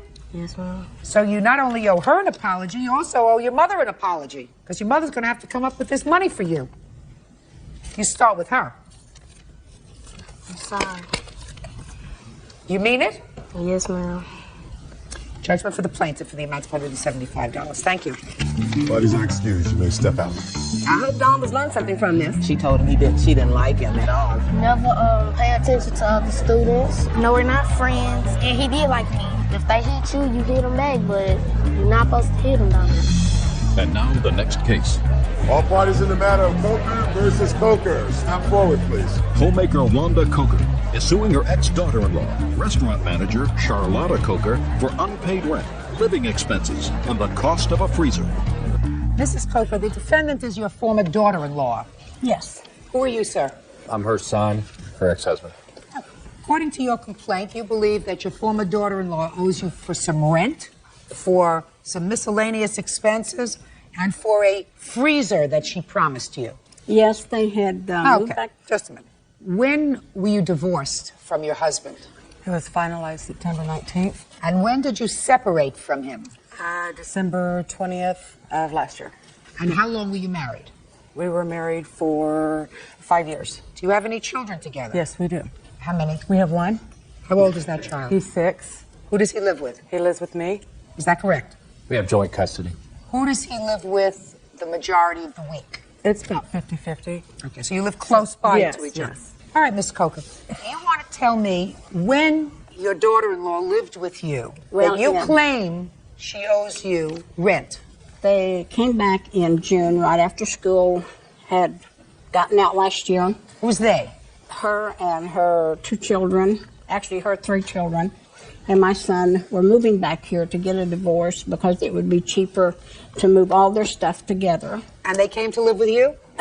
She and the 2 kids did. Then she went back along with my son to pack their belongings and have them transported back. But she had left her 2 older children with me. What period of time do you allege she owes you rent for? Give me the month and year. From June through December. June of 01 through December of 01. Right. And was she living with you alone or with your son? No, he was in rehab. He had went to rehab. For alcohol, I see. Right. Judge Judy continues in a moment. The freezer's still in her house. I didn't tell her she couldn't have it. I just wanted to say that it's my freezer. She told me I could have it. I know what you want. You want me to make a judgment as to whose freezer it is? I don't want to do that. To live with Wanda when her husband entered rehab. Okay. Is that correct? When you came back in June, he was planning to go into rehab? He was planning on it, yes. And it was in July. And he went? When we came back to Wichita. In July, you came back as a family? We came back as a family. We weren't coming back to get a divorce. We were coming back as a family, trying to work things out. And you were going to live with your mother-in-law? Yes, stay there until we could get a job, get on our feet. Yes. What arrangement do you claim there was for rent? When they moved all their things back, she had told me that she had a deep freeze that I could have for part of the rent. You mean while your son was in rehab? Right. Well, yeah, go ahead. Right. Go ahead. So in the meantime, when they were here, they had this dog that she had brought back that tore up my back storm door. What do you mean she had brought back? Where was your son? Did he come back too? He had came back, but he went into rehab. Just a second. He came back, and they brought a dog. Is that right? Right. All of them as a family. Your son, your daughter-in-law, your grandchild, and her 2 children. They all came back together with a dog. But then she flew back out and decided she was not coming back to Kansas. She was going to make her home in Washington. Okay. When was that? That was about July. All right. How long was she gone in July? Probably a month. So then she came back in August? The latter part of August. What period of time, I'm saying to you, do you claim she owes you rent for? At least 4 months. What 4 months? For June. She doesn't owe you any money for June. Get it from him. July? She doesn't owe you any money for July. You haven't told me you had an agreement with her. Get your rent from him. Now, when did she come back by herself? It was 1st of October. She came back by herself. October. I know it was before Halloween. She came back October 1st. It was in October, yes. Where was he? He was in rehab. Okay. And what did she say to you when she came back in October? She told me that they had that deep freeze that I could have for part of the rent. She could not afford to pay me anything. So what are you suing her for rent for? You're suing her for rent. Well, the children weren't my grandchildren. So what? You have to have an agreement for rent, madam. You don't have. You didn't have an She was the one agreement. that told me that I could have the deep freeze for. I'm not talking about the freezer, madam. You said rent. That was for part of the rent. Miss Coker, you're not following me, madam. I mean, I think that your whole lawsuit is ridiculous. You're suing the mother of one of your grandchildren when there is a divorce, and it appears to me that your son and your former daughter-in-law have a reasonable enough relationship to share custody, and you are foolish enough to sue her for a deep freeze. Foolish enough. Now, I don't understand that. She comes to your house. Your son is an alcoholic. He's going into rehab. He's not providing for his family. She has a baby and 2 other children, right, trying to keep it all together. And you're suing her for a deep freeze? Where is your brain? Where is your brain? I have proof that the dog tore at my back. He brought the dog. No, he brought the dog. The dog Of course was he not did. his. The dog was Listen to me. According to you, they came back in June with the dog. If you didn't want the dog, you say to your son, get rid of the dog. You don't complain a year later and say the dog ripped apart my screen door. You say to your son, you can come back with your wife and the children, but you have to leave the dog home. Rid of it. What? He tried to get rid of the dog, and she wouldn't let him. Then you say you all have to leave. Judge Judy continues in a moment. Listen to me, madam. You are a very foolish woman. You have a grandchild. I don't know how many grandchildren you have, but it appears to me, I'm going to say it again. These 2 people don't appear to me to be at odds with each other. They share custody of a child, 50% custody. And there shouldn't be any problem with you mixing up trouble between the 2 of them so that he comes to sit to testify on your behalf against her. That's just not smart. So I have heard nothing with regard to rent. She didn't agree to pay any rent. He's responsible for necessaries for his children. He wasn't providing for necessaries for his children because he's an alcoholic and he was in rehab. During that time, you filled in for him. You're a very good mother. Now, let's talk about the freezer. Did you promise her a freezer? No, I did not. All right, what did you say to her with regard to the freezer? Nothing. We brought it over to her house so we could put extra food in it because her freezer wasn't big enough for 6 of us. And when you left, what did you do with the freezer? The freezer's still at her house. I haven't got it yet. You still have the freezer at your house? I didn't tell her she couldn't have it. I just want to say that it's my freezer. She told me I could have it for part of the rent. Just a second. Shh. Right, just a second. Are you going back to get the freezer? Yes. I mean, what does she need a freezer for? There's only one in her family. Listen to me. I don't know what you want. You want me to make a judgment as to whose freezer it is? I don't have to do that. I don't have to do that. I don't know why you're here, Mrs. Coker. All I can say to you is you better wisen up. You have a grandchild. You want to maintain a reasonable relationship with the mother of your grandchild? I would suggest that you don't get into a contest with her about whose freezer it is. Goodbye. This is case number 434 on the calendar in the matter of Ayala versus Bianchi. Parties have been sworn in, Judge. You may be seated. How old are you, Miss Ayala? I just turned 21. And you? 19. And you have a baby? Yes, ma'am. How old is your child? 2.5. So you had this child when you were 17? I was 16, turning 17. And the father of his child is one Joey. Yes, ma'am. And you had a boyfriend whose name just happens to be Joey. Yes. One and the same. Yeah. Where is Joey today? He's not present.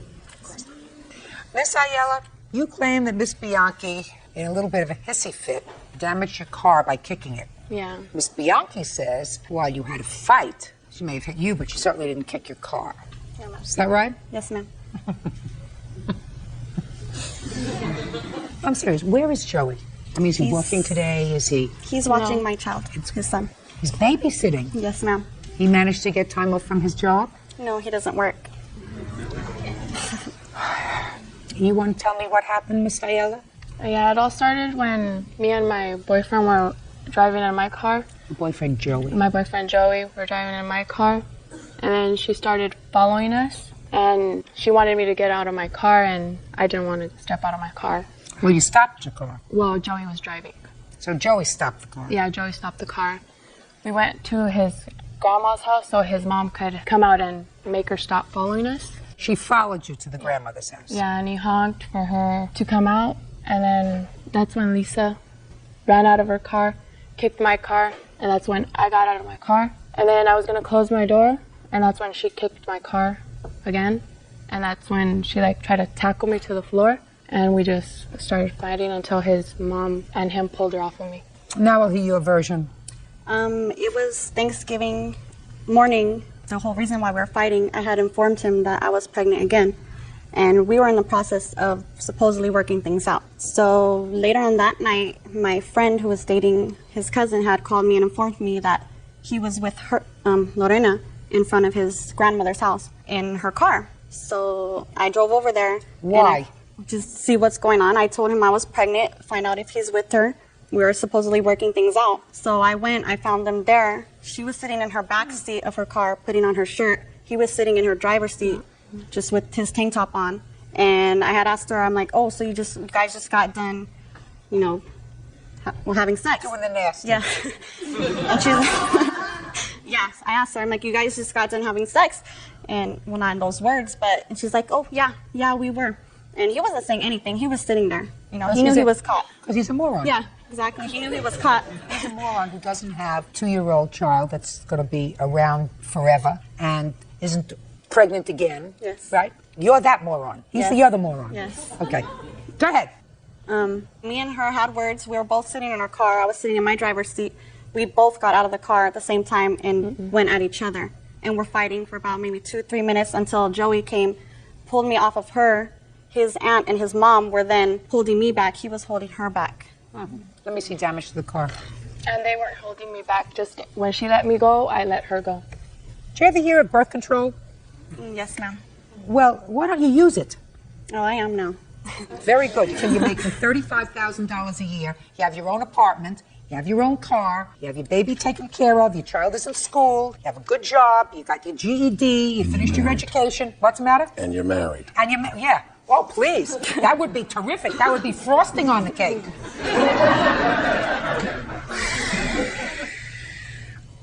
Did you try to get out these dents? Is that what these little holes things are that you tried to get out the dents? I didn't try to do anything. I haven't done anything. And I went to go get estimate. Let's see the estimates. The top one is the one where my Nissan dealer told me to go to, and that's the one I'm taking.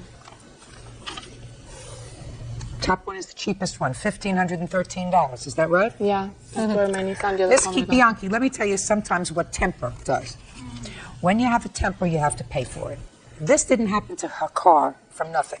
I understand. Now, I don't care if this happened to her car as a result of the two of you struggling with each other and falling into the car, although that's not what this looks like. No, this we looks didn't. like a We kick. didn't even come in contact with her car. That's not true. No, we didn't. You did. Judge Judy continues in a moment. It wasn't my intention to go and fight her. Well, why didn't you just wait until he got finished? I wanted to catch him. I wanted to catch him. Well, you caught him. Yeah, I caught him. And later today, The dog comes running through my yard with teeth and everything and starts fighting Chrissy. Ripped her ear. There was blood every place. real cases, real people. Judge Judy.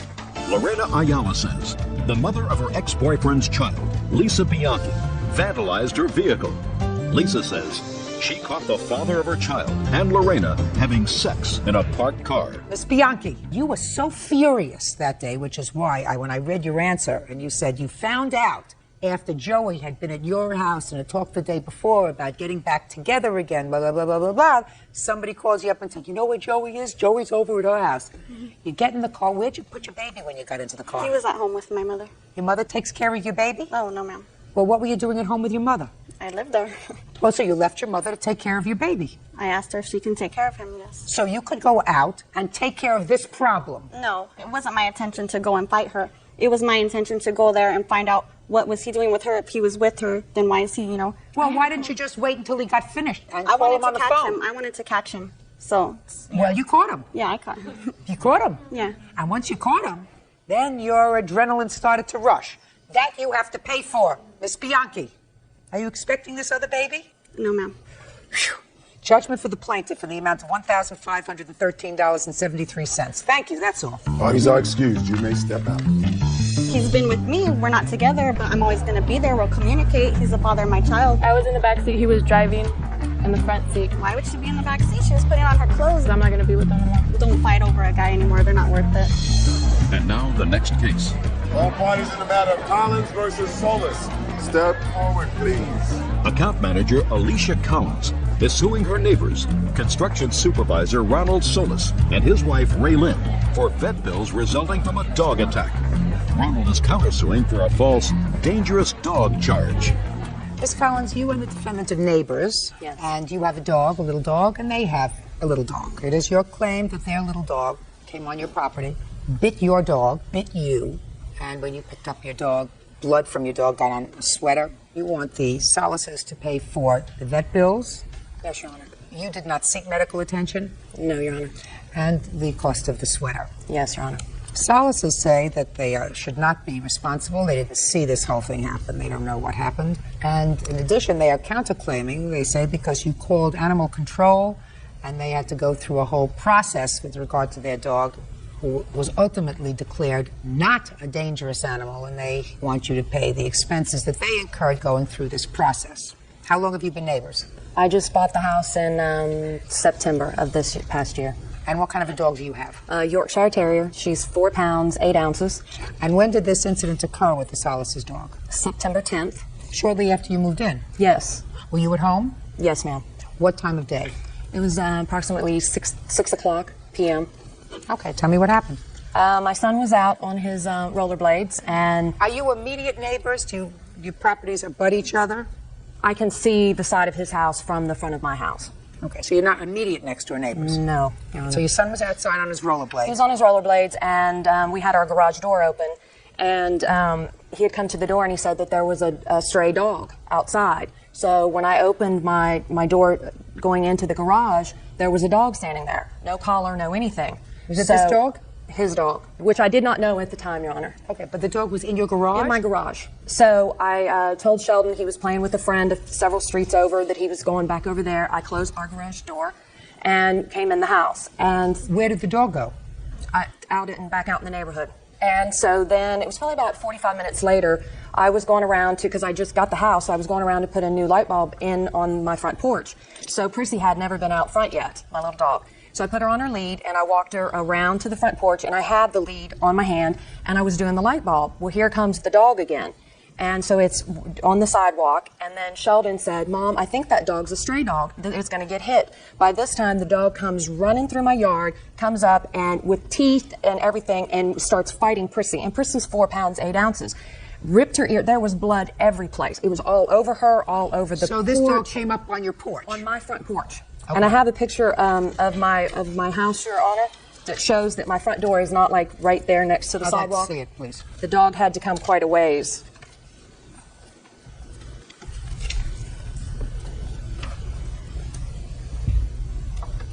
Okay. So Prissy had to, she was bleeding profusely. Then I couldn't get it to stop, and it had torn. The tooth of the dog had torn her ear and had nipped my hand, because when the dog started attacking, my dog was on her lead. I immediately just, yanked her up. Yanked her by her lead. She's hanging. I've got her in my arms, and their dog kept jumping on me to get at Prissy, and ended up having its 2 teeth into my hand. I rushed Prissy immediately into the house, yelled at the top of my lungs at this dog to get, just to get out of our yard and get away from us. I made my son come in. I ended up taking Prissy to the emergency animal clinic around the corner from our house, and they put her in emergency surgery. She stayed overnight. She ended up getting 3 stitches in her ear, which will never heal again because it was at the end of it, and it broke a blood vessel. That's where all the blood had come from that was everywhere. So what were the vet bills? The night of the surgery was $397.28, and then for her follow-up, it was $28. And then she also had another follow-up, Your Honor, of $43.73. And then after I had found out that their dog had not had its rabies shots, my dog had to go back to the vet, which was $68.37. Now, what about the sweater? And I also have the receipt for the sweater. It was a black silk sweater set that I had it was the second time I'd ever worn it. And of course it was ruined, and I just wanted my dog taken care of, the main thing. Just give me the okay. cost of this. That's what we're here for. Give me the cost of the sweater set. The sweater was $85.52. $622.90. Is that right, Bird? That's right. Good. This thing broke. I think it needs a new battery. Oh, see, I just fixed it. Now I'll hear you. First of all, September 10th? Yes, ma'am. 6 p.m. Yes, ma'am. It was later than that. My wife called. I was going home from work, and she said. Were you at home? Pardon me? Were you at home? No, ma'am. My wife was. I was. Good. So I don't want to hear from you yet. She did not come to our house till the 12th. I don't care what she came to your house. Were you at home on September 10th at 6 o'clock? Yes. Where was your dog? I thought she was in the backyard. But she wasn't. I don't remember. Was she chained in the backyard? Is there a fence? There is a fence, yes. Has she gotten out of the fence? She's a Once digger. before, yes. Because Jack Russells are diggers. Yes, ma'am. So they make holes under the fence and scoot out. Yes, ma'am. I know a little bit about Jack Russells. Bought a house from somebody who raised Jack Russells. Spent a lot of time filling in the holes that they That's what Jack Russells do. They dig holes. Yes. So your dog's gotten out before. Yes, ma'am. Well, you got out again.